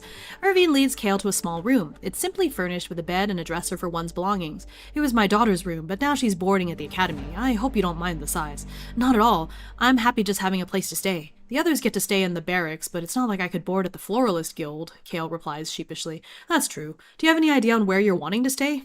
Kale shakes his head. No idea. I plan to look around the city this week and see about any lodgings available for rent. The guild's actually given me a paid assignment. He explains the circumstances to Irvine. Wow, to think you're getting the chance to climb up the ranks on your very first day. That's amazing. Well, you'd better rest up and work hard then. Dinner should be ready in another hour or so. I'll introduce you to the rest of the family then. Irvine leaves Kale to get settled in. Okay, now we're going to move on to the next part, which is the reconnaissance section. That being said, we are coming up on the 4-hour mark, so maybe this might be a good stopping point for today. So I have the high instant. We did the whole scene with him becoming a floralist. We created the stat block for the actual monster that he's going to be fighting. So I think next time we can finish this off. So next time I think we can do the reconnaissance part, the part where he's doing research, he gets one of the other 3 characters to help him, and then do the battle next time. Because I think that if I try to push forward too far, it might take a super long time. Wait, what just happened? Oh, is there a resub maybe? Thank you. Oh, I see the points went up. Okay. But yeah, I think that'll be good to do that next time. But this was good. I'm excited for him to take down this monster. I think I will roll a die to see which of his friends is available next time. And it honestly would be nice if it wasn't Indigo, just because I think Kale and Indigo have a lot of development between the two of them, but it'd be nice for him to be able to like hang out with one of his other 2 friends too.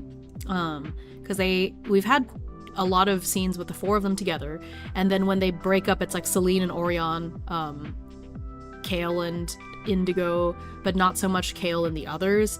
Orion actually has been getting along pretty well with everyone, weirdly enough, but yeah, I think it would be good for him to, like, I might even leave it as a toss-up as to whether it's going to be Orion or Celine, and just not have Indigo even as one of the options, because I think part of his coming into his own is he needs to spend time with others, develop in other situations, with other relationships and things, and then that'd be fun. I even think it might be a little fun. I almost wish he could go with Kyle, but that might be a future thing. Because I don't know about 2 floralists fighting against this thing, so I think it'd be better for him to bring one of his 2 friends along, especially because the thing is that he and Indigo have always been like more support-based, and then Celine and Orion are like the 2 fighters, so it'd be good for him to bring one of them along. And then it'll be cool to get some development of him with another character, because I think that being able to interact with other characters aside from the norm, it like brings out different character development and aspects of their character that you wouldn't see normally. I ship them, JK. I mean, I high-key kind of ship them too. I'm not a fan of the childhood friends trope, but in this instance, I don't know. I think it's cute that they take care of each other, because Indigo is always like really spacey, and Kale's had to drag him around, but now that we're in this city, and this city is actually where Indigo is from, and so I feel like now that they're in Eichberg, it's like flipped, and now Indigo gets to take care of him a little bit, and it's kind of cute. Oh, whoop, I meant the reception. Oh, you ship him with a receptionist. Ooh, you know what? I don't like the childhood friend trope, so maybe. Actually, I don't like this ship only because Kyle and Kale is like, the 2 names don't go well together, you know? They're too similar. But I guess if Taylor and Taylor can date, Kyle and Kale can maybe date. I could see it. I don't know. It's gonna be a long campaign. Who knows what might happen? I don't know. I think I would mess it up if I have to be like Kyle, Kale, Kyle, Kale, Kyle, Kale. I didn't realize how similar their names were. It's too late to change now. It's funny. Okay, So I think we're gonna go ahead and end it here. It's been about 4 hours, so I think that's good. Maybe Kyle secretly hates his name and only lets those close to him use his chosen name. Oh, that's good. I do like that. Or maybe Kyle hates his name and actually goes by his last name, which is like, oh wait, no, his last name is High Reaver. That's terrible. Or maybe he could go by Reeve. No, I don't know. But I like the idea of him having like another name that he allows people to call him if they're close, you know? I do like that idea. Kyle is just a little, I don't know. That's what, hey, listen, I pulled a card from the Oracle deck for Kyle's name. That's what I got was Kyle, okay? I wasn't expecting him to be quite this much of a character. But then, so what happened was I got Kyle, and then when I rolled for like what his mood, or his like reaction to meeting Kale was, I got resentful. So of course that's the beauty of oracles, right? Is like just from that one word, all of this stuff came out. So I'm excited to see how they interact moving on. But I'm also like, this is the fun part of this new scenario is we're in a new place, right? So I get to make all these new NPCs because we have the Floralist NPCs, but then when the other three join the Knighthood, you know, there's going to be all these other knights and stuff with them, and each of them is in a different order. So they'll each have a different captain and other people they're interacting with. So it's fun. This is where I get to really create and make the world rich, you know? I see Cassie is playing Slay the Spire. I wonder if I can play more Slay the Spire too. I have some cross stitch I need to do though. You can. I can? Okay. Yeah.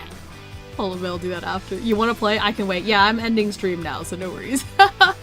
Okay, thank you so much to everyone for being here. I have, let me see, hang on, let me switch to over here for a second. Go up down here. Okay, so I have my schedule for next week, or the rest of this week.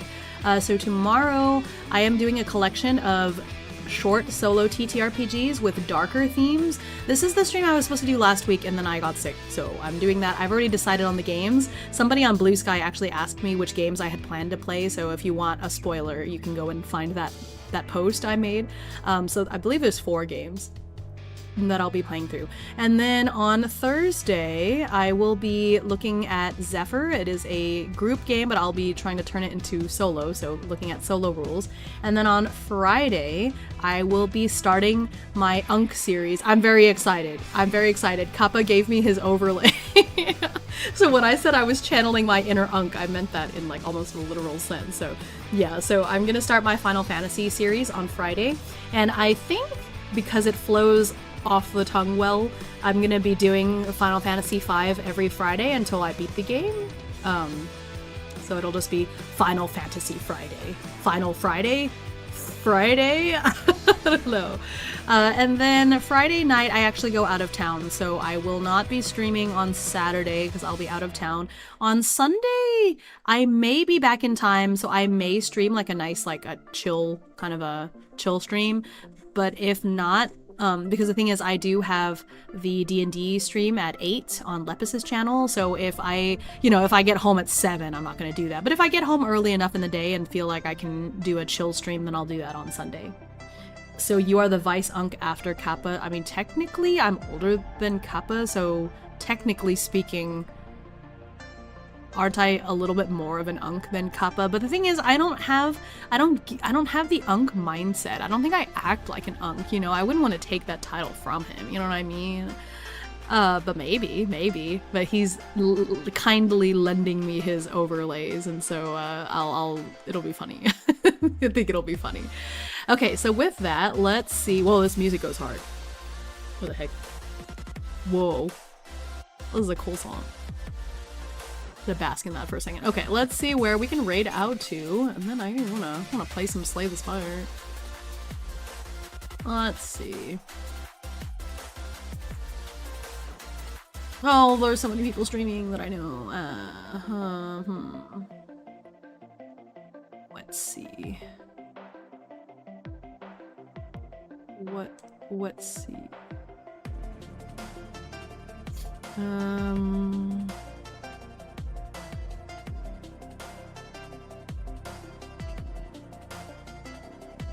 Where to go?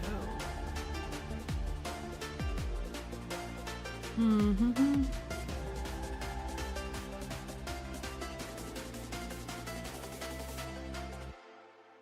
Oh, I see Ruru is doing art. I think that might be a nice chill kind of a stream to go to. So I think that's where we are gonna send y'all over that way. Yeah. Okay. Wah. So thank you so much for being here with me. I hope you guys had a good time. I hope if you're a Fabula Ultima fan, you got to see some ideas for ways you can play the game solo. I had a great time using their new bestiary to make the stat block. I'm really excited to see the combat with that monster. I think it'll be a lot of fun. So thank you for being here. Here is the raid message. And hopefully I get to see y'all tomorrow for all those dark games that I surely will not die horribly in, but if not, then I will see y'all when I see you. Thank you so much, and until next time, I will see everybody later. Bye-bye!